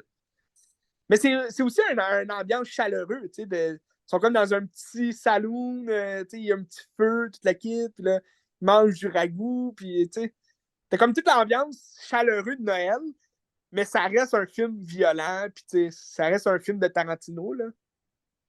Oui, Incroyable, absolument incroyable. incroyable, absolument. C'est pas son meilleur, là, mais comme C'est pas son meilleur, mais son cinquième peut-être, quelque chose comme ça, là. ouais. Mais tu vois, moi, à chaque fois que je le vois, je me dis, Colin, je l'aime. Tandis que Django, je le connais, Django, je l'ai tellement vu, mais je me suis jamais dit ça. Dans le sens que je me suis jamais dit, je le sais qu'il est bon, je l'aime, Django, mais je me suis jamais dit à moi-même, fuck, c'est bon ce film-là. Dans le même, là, excusez, j'ai dit fuck, mais dans le même esprit que je me le suis dit à chaque fois que j'ai écouté Hateful Hate, que j'adore les personnages, puis comment c'est construit. Fait que c'est pour ça que là, j'ai comme upgradé Hateful Hate au-dessus de Django. C'est mon dernier mot. Combienième? Combienième dans ta liste? Quatrième. Quatrième, ok. C'est quoi tes trois premiers? Bastard, Pulp Fiction, puis Once Upon a Time? Ouais, Ok. tu me connais à fond. Ouais, mais je pense que moi aussi c'est ça, là. Ouais. Même les Kill Ben, Bill aussi, ça je me fait pense, cet effet-là, de dire plus que je les vois, moins que je les aime, les Kill Bill. oui, ben, tu sais, moi, surtout le 2. Surtout Ouais. le 2. Le 2, je l'ai mis avant-dernier, juste avant Jackie Brown. Puis Jackie Brown, c'est pas que c'est pas bon. C'est juste Non. que je trouve que ça détache complètement du style de Tarantino. Mais le volume 2 de Kill Bill, je le trouve long quand même. C'est sûr, on pourrait le compter en un film, vu que c'est comme deux volumes qui se suivent parfaitement. Mais exactement. Moi, c'est pour ça que, tu sais, Hateful Hate en 4, Django. Après ça, le premier qui. Non, c'est pas vrai, j'ai mis Dead Proof avant Kill Bill 1. Ben, moi, je trouve qu'il est génial, Dead Proof, là. Ouais, je l'adore. Ben, mais c'est peut-être aussi pour mon amour pour Kurt Russell. Je le trouve écœurant quand il joue un estique de cascadeur de malade mental là, au bout, là, mais en tout cas, écoutez Dead Proof, c'est écœurant comme film. Oui, absolument. Bref. Fait que, moi, ça conclurait mon bloc Noël. C'est sûr, il y aurait plein d'autres films là, à jaser du temps des fêtes. Puis je vais en écouter d'autres. Prochain épisode, je vous fais un autre petit bloc de Noël parce que là, on est dans le mood de Noël. Il te J'ai reste toute deux, la trois semaine jours, pour là. écouter des Il films. te reste deux, trois jours, là. Ça va être écœurant. C'est correct, là. Il te reste toute la fin de semaine. Oui, aussi. Ah, ok. Yes. Ben, poursuivons dans cette vibe joyeuse-là. On va aller dans les films Pixar, je pense. Yeah! Que là, je les ai tous vus à cette heure. Il m'en restait trois, j'avais pas vu les trois Cars. Là, je les ai tous vus. Oui. Fait qu'on peut aller en détail dans mon appréciation de Pixar en général. Puis je pense que mon film préféré va toujours rester Soul parce que c'est extraordinaire. Puis Doctor, Uh-huh. c'est un génie. Puis là, j'ai regardé la série de films Cars, qui est une série vraiment étrange. Je sais pas si qu'est-ce que t'en penses toi, de Cars, mais les bons films sont corrects, puis les films mauvais sont mauvais en tabaslac, là, tu sais. On va commencer Ben, par le premier. Ouais, vas-y, quoi? ouais. Ben, en fait, moi, ce que j'en pense, pas grand-chose. C'est Cars, je veux dire, j'ai aimé le premier, euh, mais j'ai jamais eu l'espèce de. Tu sais, il y a eu un gros engouement pour Cars là, au début. En tout cas, surtout pour les jeunes, il me semble tout était de Cars, là, Ouais. les boîtes à lunch, les sacs à dos, tout. Puis, tu sais, Flash McQueen aussi, tu sais, c'est un nom qui reste en tête. C'est un. Puis, tu sais, t'as une réplique qui dit, là, Kawatch. Je sais pas. Il dit une réplique genre Kawatch, quelque chose comme ça. En tout cas, moi, c'est loin quand même dans ma tête, là, ça fait longtemps que je les ai vus. Mais tu sais, ce que tu dis Mais, justement, c'est exactement ça le film, c'est que ça reste une affaire pour vendre des cossins, puis ça gosse. ben, exact, tu sais, excuse-moi, mais ce que je voulais dire, c'est que, c'est dans le Cars, tu sais, moi, mon moins préféré, c'est le Cars 2. Qui était Tu sais, c'est pourri, pas. là. C'est le pire Ouais. Pixar que j'ai vu. Pour vrai, c'était pourri, là. Je sais quoi, cette merde-là, là. Mais tu sais, c'est pas. Moi, je trouve le dessin est vraiment fantastique. Ça reste beau pis tout, mais je trouve l'histoire, elle apporte rien à l'histoire du premier. Ça Ben, devient on une y espèce reviendra de parce que je vais aller mission. passer un à. Ouais, je vais aller passer un à Ouais, trois. ouais, vas-y, vas-y. Ben ouais. Ok, t'es prêt à faire ça? Ouais, ouais, je suis prêt. Ouais. Ben, dans le fond, c'est le premier. C'est un récit sympathique qui est assez en distance aussi. Ça, j'ai trouvé plate. Il est très efficace dans sa structure puis tout, mais t'es pas impliqué motivant, j'ai trouvé. Dans le fond, c'est l'histoire de Lightning McQueen ou Flash McQueen en français. Ouais. C'est un genre de. C'est pas un champion de NASCAR, mais il est comme dans le top 3 là, puis il se bat pour la tête. Mais tu te rends compte que tu sais, c'est un trou de cul, puis pour lui, c'est lui le meilleur du monde, puis c'est un égoïste, puis il aime pas les autres, puis tu sais, il se fout du monde, tu sais. Puis là, à un moment donné, il se ramasse, il se perd parce qu'il s'endort, puis là, son camion, il se passe quelque chose, puis là, il échappe sa route, puis là, il s'en va quelque part, puis il se ramasse dans un village fantôme où est-ce que, à cause de certaines choses qui se sont passées, genre des constructions d'autoroutes, des choses comme ça, ben, la ville est devenue fantôme, puis tous les gens qui sont là, ben, tu sais, ben, c'est tous des chars, mais ils ont chacun leur petit commerce, puis leur commerce ne fonctionne pas parce qu'il y a plus il y a personne qui passe par là à cause des routes. Ouais. Fait que là, lui, au début, il est comme prisonnier de ça parce qu'il fait un crime, puis là, il essaie de. Faut qu'il rembourse sa dette de son crime. Puis il essaie de se sauver tout le temps. Je connais qu'il faut qu'il apprivoise des gens, puis d'aimer les autres, puis d'essayer de s'entraider, puis de créer une communauté pour s'élever soi-même aussi, parce que t'es meilleur quand t'es une équipe, t'es meilleur quand t'es une famille, mettons, tu sais.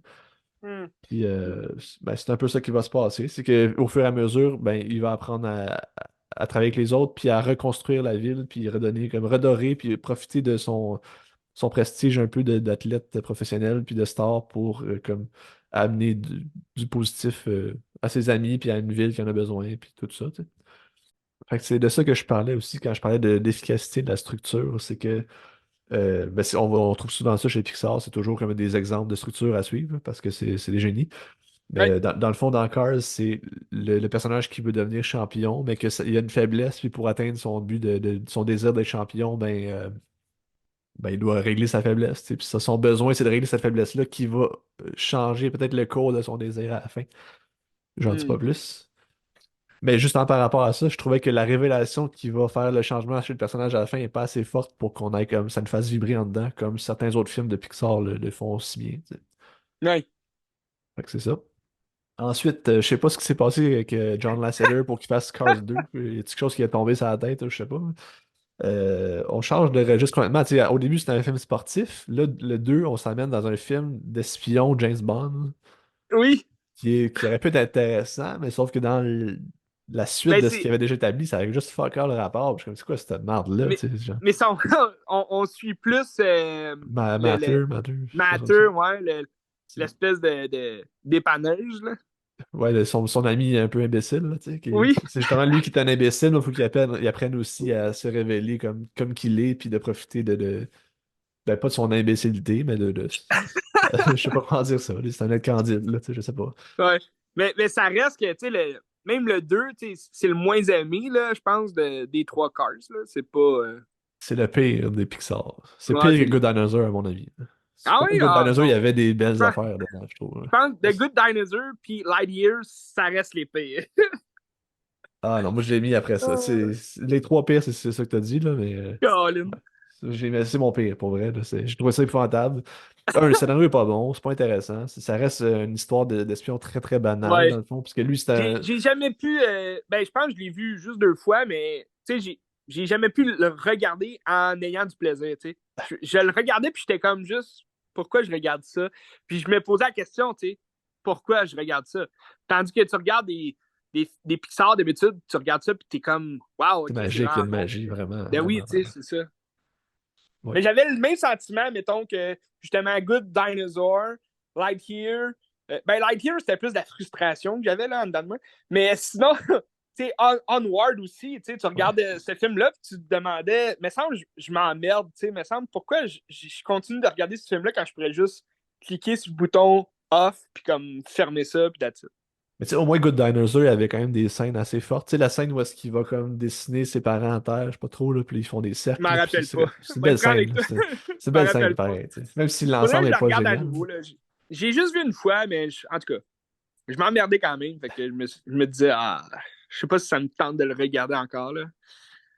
Ben, peut-être juste pour cette scène-là. Là. Sinon, c'est pas Ouais, génial dans peut-être. l'ensemble.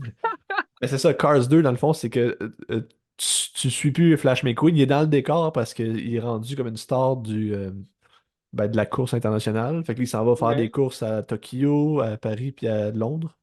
Ce qui est le fun, parce qu'on voyage, puis c'est intéressant. Tu rentres dans différentes cultures qui dépeignent à leur manière. Ouais. Sauf qu'à travers ça, c'est des espions qui mettent quelque chose dans Matter, entre je me sais plus comment il s'appelle. Matter. Ouais. Puis lui, il faut qu'il se protège, parce que t'as comme des méchants qui cherchent cette affaire-là aussi, puis qui essaient de le détruire, puis t'as tout ce jeu-là, mais lui, c'est un imbécile qui se rend compte de rien. Fait que là, c'est ça. Fait que ça n'a aucun rapport avec le film sportif que c'était à la base.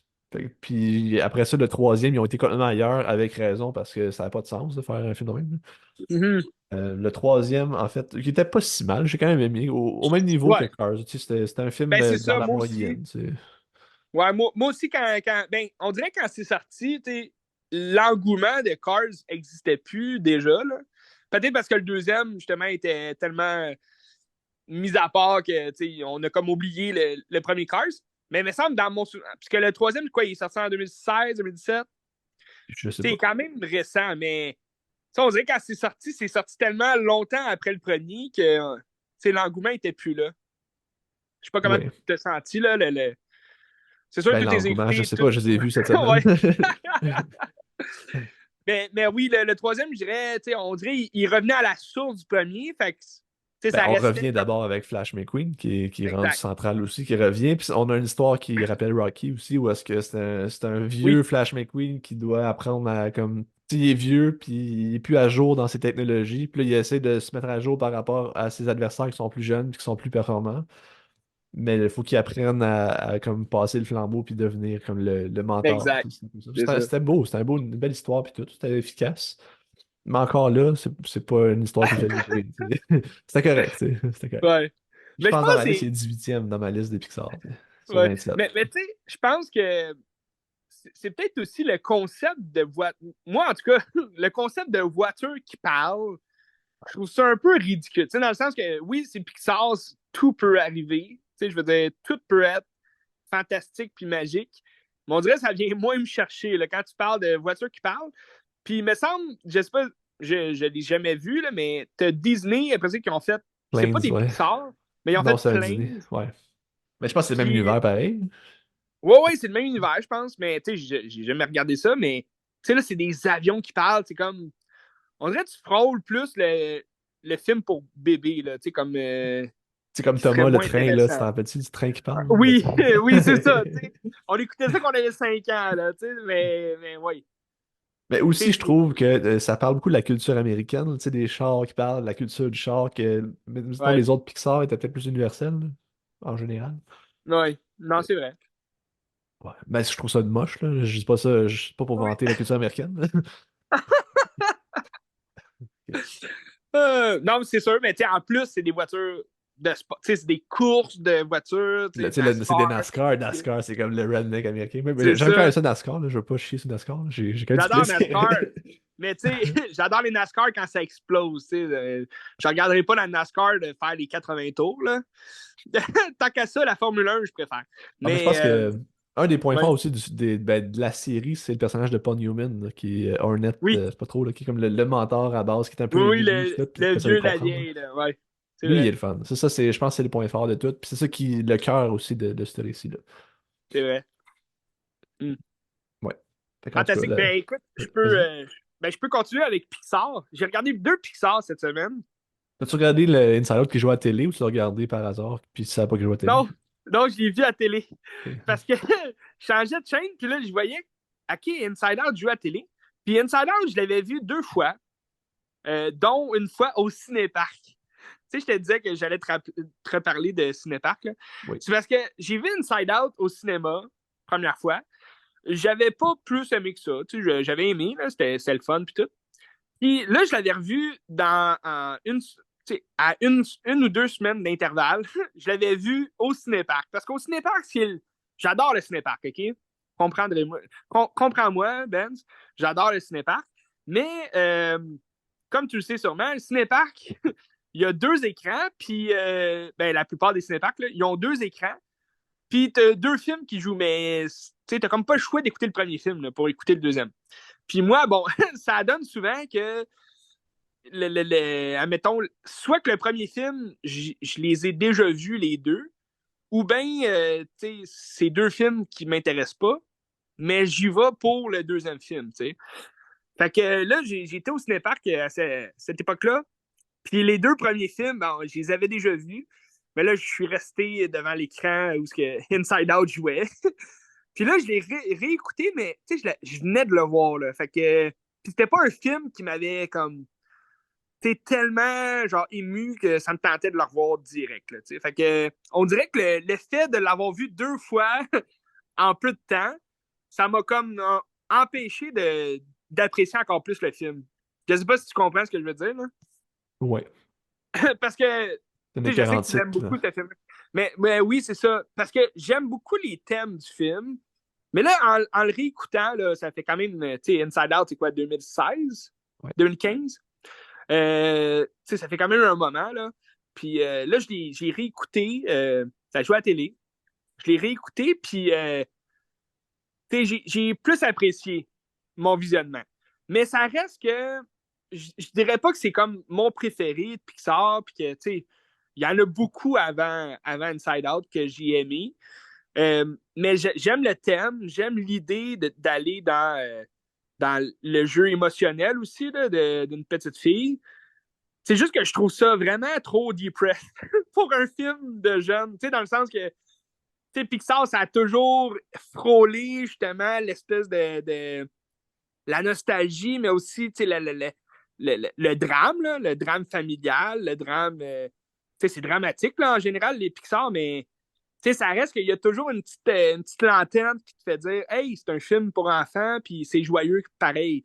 Puis moi, ça, je trouve que c'est l'effet nostalgique d'un Pixar. T'sais. Pourquoi j'aime tant Toy Story? Pourquoi j'aime tant Monster Inc?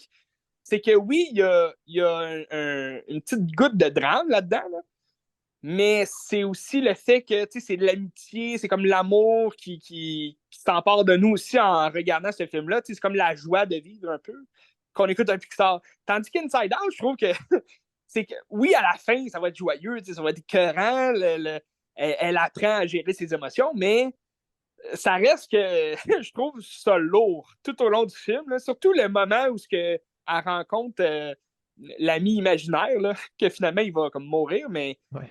je trouve ça vraiment lourd, puis comme je trouve ça long, puis c'est pas, mettons, une animation que je dirais incroyable non plus. Elle est belle, l'animation, mais il y a comme des tons un peu, un fond d'écran où je trouve ça comme ben, je dirais pas beige, là, comme le terme que tu as utilisé pour Maestro, mais je trouve ça assez simple comme image. Fait que je trouvais ça un peu. C'est ça. J'étais indécis à dire est-ce que j'aime vraiment ce film-là ou non. Je l'ai aimé. J'aime les thèmes, mais je suis quand même surtout curieux de voir le suivant. de voir le deuxième là, qui s'en vient en 2024. Mais c'est plus P-Doctor. Je suis un petit peu inquiet par rapport à ça, là, Ouais, mais c'est on ça. verra. Puis là, il y a des nouvelles émotions. Est-ce que ça va être comme. Ben, l'anxiété, ça va être intéressant, je pense. C'est comme dans l'air du temps, là. Ouais, je pense que oui. Puis, mais c'est ça. Mais est-ce qu'ils vont. Tu sais, ça va être quoi l'histoire? Moi, c'est plus ça ma question. Est-ce qu'ils vont refaire un nouveau premier film, tu sais, dans le sens que ça va être la même affaire, puis là, c'est l'anxiété qui va gâcher toutes les autres émotions, puis tous ses souvenirs à elle. En même temps, ça va être une fille plus grande, plus vieille aussi. Tu sais, je pense qu'elle va être au secondaire, ça va être une adolescente. Fait que, ça va être intéressant de voir ça. Euh, mais c'est ça. Fait qu'Inside Out, oui, j'ai plus apprécié que les deux premières fois que je l'avais vu, mais ça reste que c'est pas un film que je cours à aller revoir non plus. Là. Par exemple, pour venir peut-être lier cette semaine là, au Pixar, à Inside Out, j'ai regardé Turning Red. Oui, t'as aimé Turning ça? Red que j'avais. Ouais, j'avais jamais vu. Je l'avais jamais vu, puis c'est un film aussi qui est sorti pendant le COVID, au cinéma, pas trop sûr. Fait que. Non, justement, ils sont pas sortis au cinéma, puis ils vont y sortir, c'est comme Soul, Turning Red, puis un autre Ouais, aussi, je me souviens. Lucas, je pense. Les trois sont pas sortis au Lucas. cinéma à cause de la Ouais. COVID. Puis ils vont les ressortir en début d'année, les trois, là. Mais me semble, Turning Red avait sorti quand même une semaine ou deux, mais là, il avait fermé, il avait rouvert, il avait fermé. Ah, peut-être. Parce que me semble, il était au cinéma, mais en tout cas, je n'étais pas allé le voir, là, il y avait le COVID partout. C'est sûrement pour ça qu'ils vont les ressortir au cinéma. Ça va être intéressant. Au moins, les jeunes vont pouvoir. Mais tu sais, maintenant qu'ils sont sortis sur Disney+, est-ce que les gens vont vraiment aller les voir au cinéma? Je ne sais pas. Ah, mais je pense que Mais ça leur c'est. donne une légitimité aussi, parce que sinon, ça Ouais, reste un film Disney+, puis tu sais, les films, c'est plus que ça. Un Pixar, ça mérite exact. mieux que ça. Puis C'est surtout ça. Soul, mettons, qui est un chef-d'œuvre, là, Soul. Ah, Puis genre, ça prend une sortie en salle juste parce que voir ça sur grand écran, ça va être génial, là. oui. Oui, ben exactement. Puis tu vois, moi, le seul Pixar que j'ai pas vu encore, c'est Luca. Puis j'ai comme aucun intérêt vers Luca, je sais pas pourquoi. Là. C'est pas un Non, mais film qui il était bon. m'interpelle. Il était bon. Oui, ben maintenant, tu vois, Turning Red, j'avais pas vraiment d'intérêt non plus. On dirait que ça me parlait moins comme film. Mais tu vois, j'ai adoré. J'ai adoré Turning Red. Je trouve autant dans le scénario que dans le dessin aussi qu'on nous amène. C'est très Pixar, mais dans les thèmes, je trouve ça bon. Je trouve ça incroyable. Puis, on parlait justement dans le deuxième Inside Out que la fille va devenir comme une adolescente. Fait que, Turning Red, c'est un peu le même parcours dans le sens que c'est une jeune Mai qui est en secondaire 2. Fait que là, elle a comme 14 ans. Puis, elle apprend avec la puberté à grandir et tout le kit. Puis là, il y a comme une malédiction qui règne sur elle. Fait que c'est d'autant plus difficile parce qu'elle devient un panda rouge à chaque fois qu'elle a comme une espèce de. Elle a une émotion trop forte ou bien stressée ou peu importe. Puis, mais ce que j'aime autant plus que dans le film, c'est que ils ont vraiment raccordé tout l'effet un peu manga. Manga, les animes. Je trouve dans le dessin, dans les réactions aussi des personnages, je trouve que ça rappelle ça. Puis bon, c'est une famille chinoise. Fait que, ça s'accorde bien avec ce style-là, là, les animes puis le manga. Puis c'est le fun aussi de se retrouver au Canada. Ah, Ça c'est se passe rare, à hein? Ouais.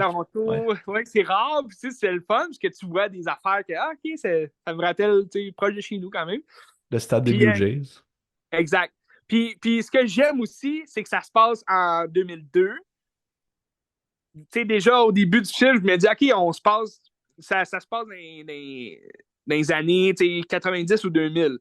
Puis là, tu vois, un moment donné, là, il y a 2002 sur le calendrier. Fait que tu te dis, OK, ça se passe vraiment dans les 2002. Puis là, tu as comme un groupe de musiciens qui rappellent les Backstreet Boys. Puis elle écoute son Walkman, tout le kit. Fait que, ça, j'aimais ça, ce ton-là. Moi, j'étais un gars nostalgique, 90s. Puis, c'est ça. Fait que ça rappelait pas mal notre jeunesse. Fait que je trouvais ça le fun. Je trouvais ça intéressant. Mais toute la légende autour du Panda Rouge, puis de sa famille, je trouve ça vraiment intéressant. Puis, ça faisait quasiment un film de loup-garou, là, fait que c'était le fun. Puis, non, j'ai vraiment eu beaucoup de plaisir. Oui. Ouais, c'est un Ça, très je bon pense que film. c'était le premier film d'une personne chez Pixar aussi. Je me souviens plus c'est qui la fille qui a fait ça. Ça s'appelle Jai. Tu Jai? Un peu, je l'ai ici, là. C'est Domichi. Ah, elle s'appelle Domichi. juste Domichi? Ben, Domi, puis son famille, c'est Chi. Ah, ok. Pourquoi j'avais Jai en tête, je sais pas. J'avais un nom Jai. Ouais, c'est son premier long métrage chez Pixar. Je sais pas si elle va en faire d'autres, mais j'imagine que oui, puisque le film est assez bon. Ouais, très intéressant. Ben, c'est ça. Mais comme tu dis, pour ce film-là, tant mieux, tu sais, si les jeunes peuvent le voir au cinéma, c'est sûr que ça accentue encore plus l'expérience, tu sais, le Ouais. spectacle. Très intéressant. Très intéressant. Beaucoup de Pixar à venir. Très hâte de voir ça. Comment? Ah, à cause qu'ils sortent là, oui. Ouais, ben, ils sortent de. Ouais. Il y Ouais. a beaucoup de. Mais tu sais, le prochain, je pense, c'est Elliot. C'est-tu Elliot? Non, c'est Inside. Je pense qu'ils l'ont repoussé, ça, là, Elio, là. Je pense Elio, qu'ils l'ont ouais, repoussé Elio. l'an prochain, me semble. Ah, OK. Le prochain, c'est Inside Out, me semble, cet été. Inside Out 2. Ouais. Parfait. Ben, on va ouvrir l'œil. Sur Disney Plus en ce moment, vous avez des nouveautés comme Percy Jackson et le voleur de foudre, qui est sorti. Les deux premiers épisodes sont sortis. Fait que très intéressant. Je vais sûrement plancher là-dessus là, Il y prochainement. a le Là. créateur aussi qui est arrivé sur Disney+. Le créateur qui est arrivé. Oui. C'est pas un film que j'ai aimé, mais c'est un bon film. Là, tu sais, ben, je trouve pas que c'est un bon film, mais c'est un beau film. C'est ça que je peux dire. Mais regardez-le, ça vaut la peine de le regarder. Puis sinon, il y a What If saison 2 aussi, qui a commencé cette semaine. Je pense qu'il y a 2 épisodes qui sont sortis à date. Puis là, tu as un nouveau épisode chaque jour. Tout le temps des fêtes, donc jusqu'en janvier. Là. Euh, ça va être intéressant, ça va être le fun. On va jaser de tout ça. Pour les Pixar, t'avais fini, Ben? Moi, j'ai fini au complet, là. OK. Ben, on reste dans l'animation, OK? J'ai 3 films à jaser d'animation. Tu vas-tu me parler de Rasputin? Je vais te parler de Rasputin. Je vais te parler de Rasputin. Non, mais c'est des films que j'aime regarder dans le temps de Noël. Ben, dont 2. Euh, mais, ah non, c'est vrai, j'ai 4 films à jaser. Parce qu'il y en a 2 que, bon, ça faisait un bout que j'avais pas vu, mais que là, j'ai regardé, puis je les aime quand même pas. Tu sais, j'essaye de les aimer parce que ça a l'air d'être des bons films, mais je m'emmerde un peu en les regardant. Puis c'est 2 films du Dr. Zeus, ben une histoire de Dr. Zeus. Parce que tu sais que j'adore le Grinch. Ouais. J'aime autant le film en live action de Ron Howard, le Grinch avec Jim Carrey, que le film original en dessin animé. Je l'adore. C'est un film de Noël. Écoutez The Grinch, que ce soit l'original animation ou le Grinch de Ron Howard. C'est vraiment 2 films exceptionnels.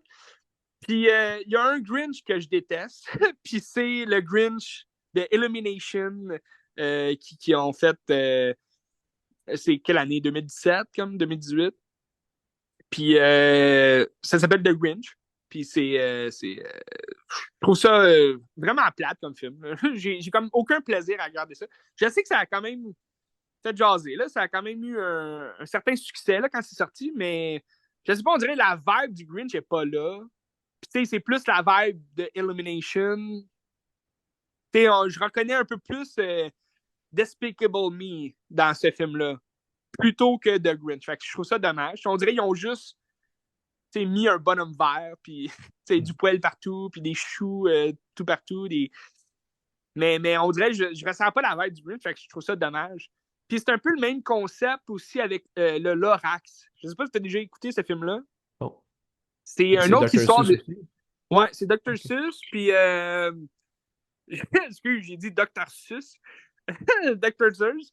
Puis, tu sais, le Lorax, je trouve, c'est une histoire vide. C'est un jeune homme qui veut trouver un. Dans le fond, c'est un village qui a plus d'arbres pantoute. Tous les arbres, toute la végétation, en fait, c'est tout électronique, là, comme des ampoules. Puis là, ça, c'est le maire du village qui a fait ça. Puis il se fait du cash là-dessus, là, avec comme l'hydroélectricité, si tu veux.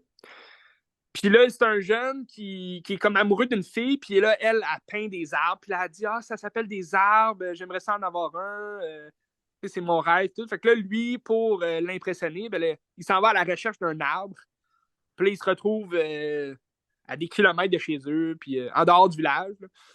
Puis là, il rencontre un homme mystérieux, poilu, comme derrière sa barricade de maison. Puis là, lui, il raconte l'histoire de quand il était jeune, il a fait il a fait l'agriculture des arbres ou je sais pas quoi. Là. Il y a comme. C'est lui qui a fait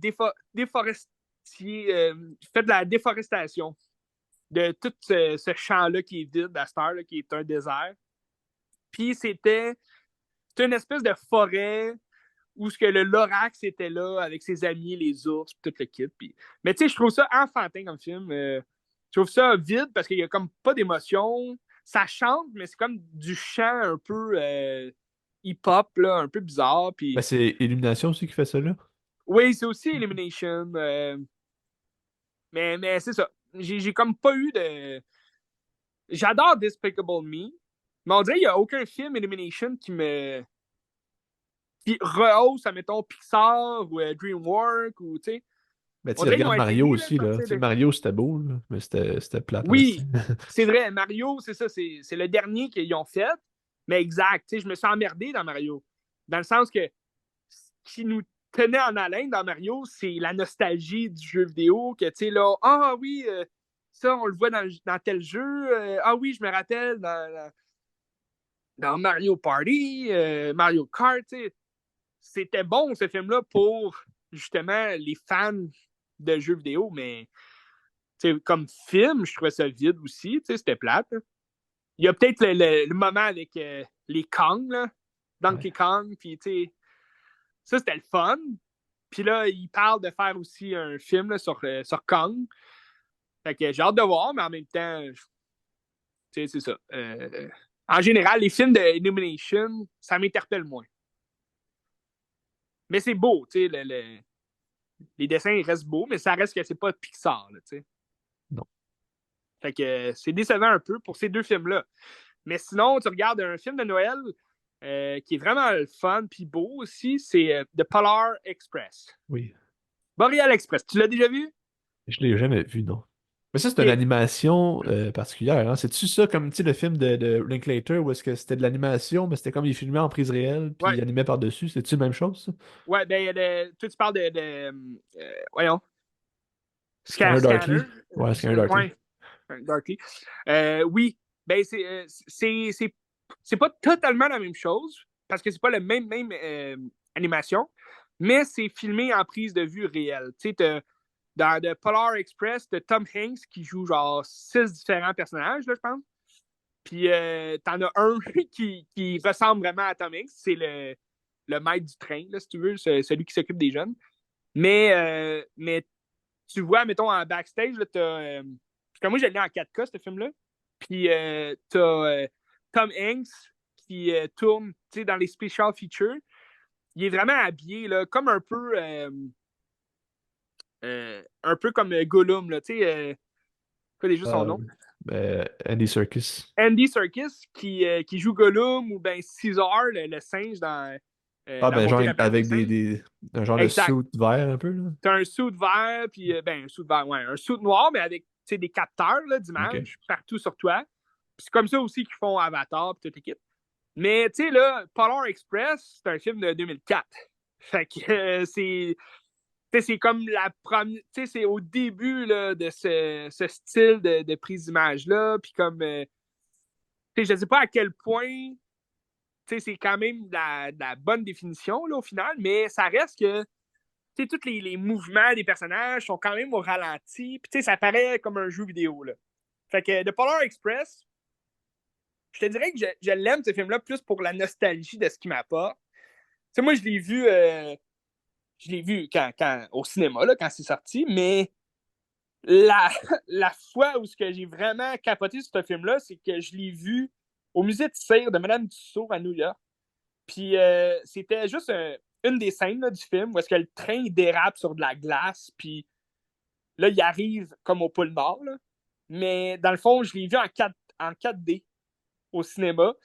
Ben, c'est une salle de cinéma, là, mais tu sais, les bancs, ça bouge, puis tu sais, en 4D, je sais pas si tu as déjà vu un film en 4D, là, Non. mais t'as souvent ça dans des attractions, dans des petites foires, là.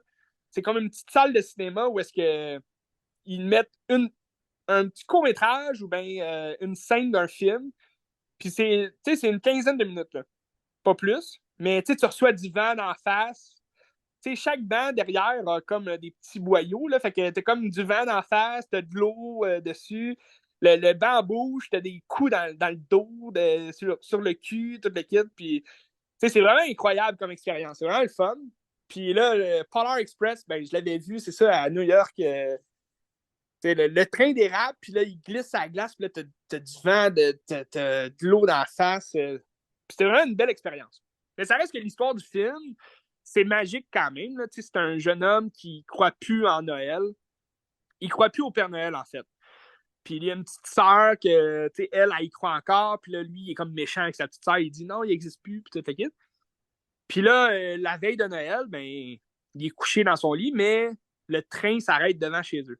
Puis là, il sort voir, puis là, il est en robe de chambre dans la neige. Puis là, il se demande qu'est-ce qui se passe. Puis c'est le maître du train qui descend, puis qui dit viens, embarque, mon garçon, on s'en va au pôle Nord. Puis là, lui, il est comme pas trop sûr, il hésite, mais là, finalement, il embarque dans le train, puis là, il y a plein d'enfants qui s'en vont au pôle Nord. Fait que là, il s'arrête à une maison, puis là, le jeune, il hésite aussi, puis là, finalement, il embarque aussi, mais il est comme dans un wagon à part. Puis là, tu te demandes tout au long, OK, qu'est-ce qui va se passer? Ils s'en vont-tu au pôle Nord pour vrai? Puis là, dans le train, il se passe plein d'affaires, puis il va grimper sur le train à un moment donné, puis là, il faut qu'il y ait un ticket pour le pôle Nord, puis là, il perd, puis tout le kit. Il se passe plein de mésaventures, mais finalement, il se retrouve au pôle Nord, puis là, c'est vraiment magique. Il y a plein de lutins partout, il y a le Père Noël, tout le kit. Fait que c'est vraiment une histoire classique de Noël. Là. C'est un conte, en fait, là, un conte de Noël, où est-ce qu'à la fin, le jeune, il va croire au Père Noël, puis il va comme répandre, si tu veux, la légende du pôle Nord puis du Père Noël.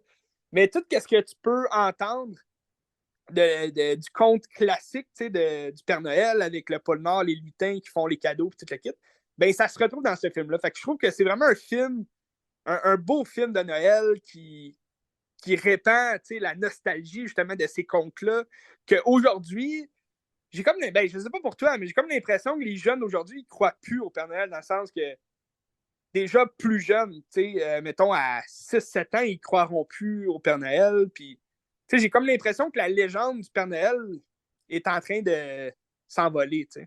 Mais en même temps, c'est peut-être parce que je suis plus dans, dans cette espèce de. J'ai pas d'enfant là, encore, j'ai pas de. Je suis pas dans une famille. Fait que j'ai l'impression que les familles, oui, ils font croire encore au Père Noël, Je sais mais j'ai pas. comme. C'est peut-être comme toute chose, la nostalgie de quand on est jeune, l'évolution de toute chose, un peu comme la neige à Noël, il n'y en aura pas cette année. Puis regarde, on s'y fait, mais c'est peut-être avec tout le temps qui change. Peut-être la mentalité change aussi. Puis là, les parents, c'est comme ah ben, je vais t'acheter des cadeaux. Puis là, ils ne parlent plus du Père Noël. T'sais. Je sais pas. Peut-être une impression. Mais regardez Boreal Express, c'est un Christy film. Puis, mais sinon, on s'en va dans une animation vraiment particulière que j'adore. La Un film grosse de. bisoune de Rasputin. La grosse. Oui! Oui, c'est un film 1997. J'adore l'animation. Puis j'adore l'histoire du film, elle est vraiment écœurante. Puis c'est un autre conte. Est-ce que c'est un conte de Noël? Non. Mais c'est un film qui réchauffe le cœur, je trouve. Surtout avec l'animation, puis comme les couleurs vives du film. On parle de Anastasia. Anastasia, tu l'as vu, hein? Ça fait longtemps que j'ai vu, mais j'ai vu plusieurs fois quand j'étais jeune. Ouais. Et Colin. Mais Anastasia, vous pouvez le voir sur Disney+, pour ceux qui n'ont pas vu ça, ou même pour les jeunes d'aujourd'hui, je trouve que c'est un film vraiment magnifique à faire regarder aux jeunes. C'est un film de Gary Goldman puis de Don Bluth. C'est c'est un duo qu'ils ont fait pour la réalisation du film. En général, Don Bluth fait le film, puis c'est Gary Goldman qui produit. Il a produit pas mal tous les films que Don Bluth a fait. Mais moi, je suis un grand fan de ces deux-là. Là. Nomme un vieux film des années 90, puis c'est eux qui l'ont fait. Là. Tous les chiens vont au paradis. Ça, j'adore ça. T'as In American Tale, qui est la petite souris là, qui Ouais. s'en vient en Amérique, qui est vraiment incroyable comme film. C'est toujours une espèce de. C'est un dessin granuleux qui rappelle tous les films justement des années 90, que ça te replonge. On parle pas, admettons, de Toy Story, là, qui est quand même révolutionnaire dans le 3D là, de l'image. Qui est fait Mais à l'ordi aussi, ce qui n'était pas le qui est cas à fait à l'époque. Là. l'ordi aussi, exact. Mais là, on parle vraiment d'un dessin fait à main. Puis, tu sais, c'était pas du Disney. Anastasia, c'est du 20th Century Fox. Puis, tu sais, mettons, tu parles, on parle de All the Dogs Goes to Even, que c'est Metro Goldwyn, si je me rappelle bien. Metro Goldwyn Mayer. Que, tu sais, c'est vraiment du vieux dessin. Puis, tu sais, ça, c'est un film des années 80. Fait que, tu sais, ça rappelle Lands Before Time aussi. Puis, Petit Pied, en fait.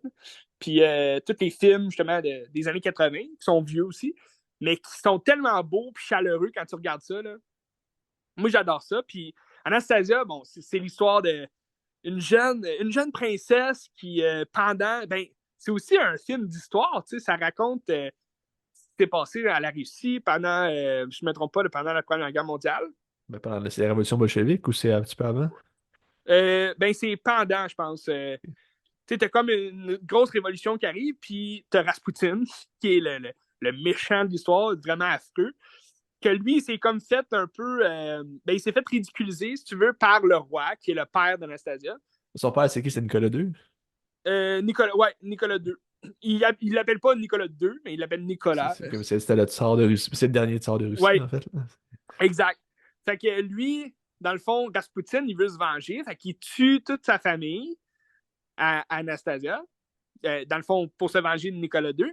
Puis, dans le fond, c'est sa grand-mère qui va essayer de la... Parce que sa grand-mère était censée euh, repartir à Paris dans la même semaine.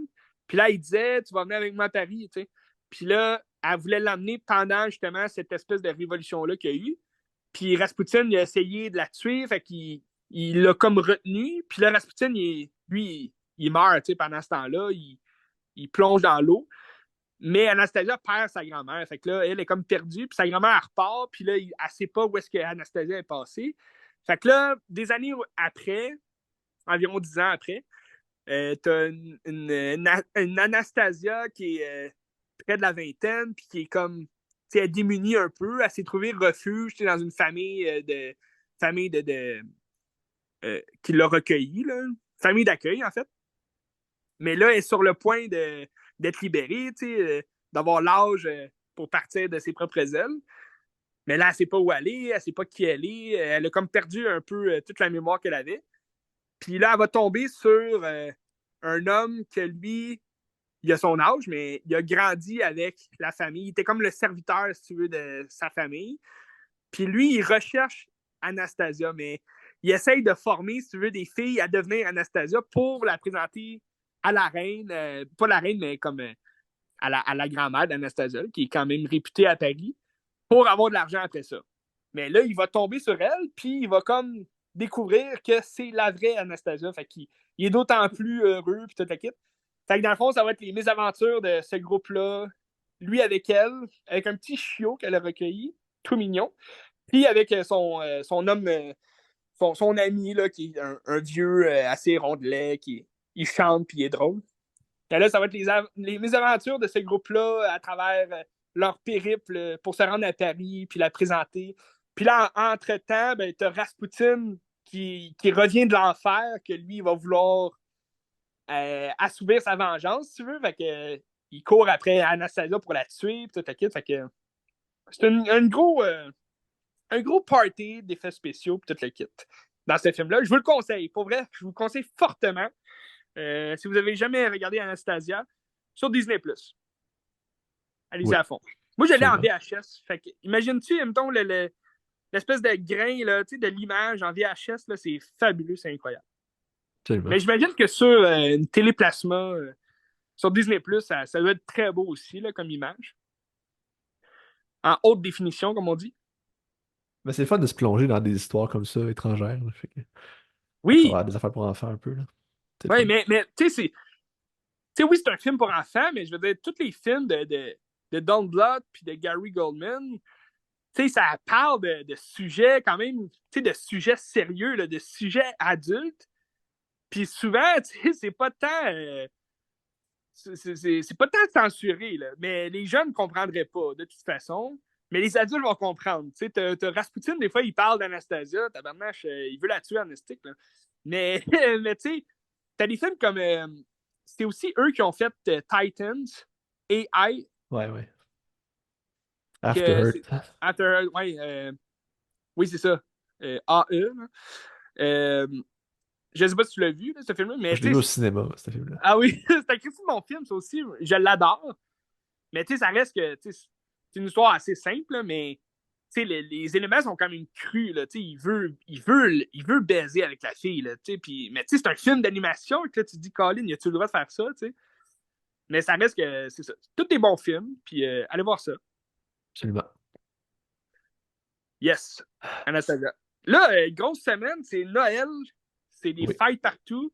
Il y a beaucoup de nouveautés. Tu t'en vas-tu voir Poor Things? Je vais sûrement aller voir Porting cette semaine. J'ai très hâte d'aller voir Super. Porting. Oui. Je vais regarder May December aussi, parce que ça me tente. Mhm. Oui. Ensuite, je sais Très pas. bon choix. Il y a des films de Emma Seligman qui sont. J'en ai vu un sur Prime, puis j'en ai un sur Netflix qui ont l'air le fun. Shiva Baby, puis Bottoms, qui est une nouveauté aussi. Fait que OK. j'aimerais ça checker ça. J'ai vu récemment une nouveauté sur Prime Video, c'est Saltburn, Oui, qui n'était de pas sorti Emerald partout. Fennell. Exact. Qui n'était pas sorti partout au cinéma. Fait que très intéressant qu'il soit sorti Ouais. là. Quand même sorti rapidement en plus là, sur Prime Video. Je ne sais pas si le Dream Scenario va sortir aussi rapidement. Mais je l'espère. Là, maintenant que. Je ne sais pas si tu as vu, là, il y a A24 qui a un contrat avec HBO Max. Oui, absolument.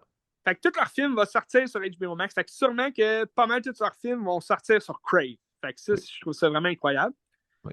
Euh, T'as les nouveautés qui sont sorties hier, qui est The Iron Claw. Aussi Aquaman 2, que je vais sûrement aller voir. Fait que on se parle de tout ça au prochain épisode. Puis Oui. t'as aussi le 25 décembre, t'as Ferrari qui est censé sortir. C'est Le vrai. nouveau film de Michael Mann. Très intéressant. C'est vrai. Donc on risque d'avoir beaucoup de nouveautés prochaine fois qu'on va se parler, Benz. Absolument. Puis on va se faire aussi un spécial Top fin 10. d'année, Top 10. top 10. Je ne sais pas si ça va changer d'ici là. Jusqu'à maintenant, mes nouveautés que j'ai regardées dernièrement, ça n'a rien changé. Mais Moi, je me demande si Oppenheimer va être dans mon top 10 cette année. Je sais oh, pas. La question se oh, pose. il est proche Il de est la proche. scène. Mais c'est bon, t'as beaucoup de films québécois, toi, dans ton top 10 cette année. Trois. J'en ai trois. Ah, pas À pire. date, mais il y en a un qui va tomber sûrement, là. OK, Bungalow, Ouais. c'est ça, je pensais. C'est On ça. va avoir les deux mêmes, je pense, québécois. Ouais. Chambre rouge, le Simple comme plongeur. Sylvain. Non, simple comme Sylvain. Ah, tous, OK, je Ouais. l'ai pas vu. Je l'ai pas vu, mais je pense qu'il va sortir bientôt. Ouais. Mais il est sorti Sur, en Blu-ray déjà. ouais, mais sur Club Illico, là, je parle. Je pense Il qu'il va être va sur arriver. Crave, je pense. Ah, Crave, Je peut-être, pense, ouais. OK. Très intéressant. J'ai du pain sur la planche. Ça va couper, là. Donc, on s'est au courant à Qu'est-ce que tu regardes?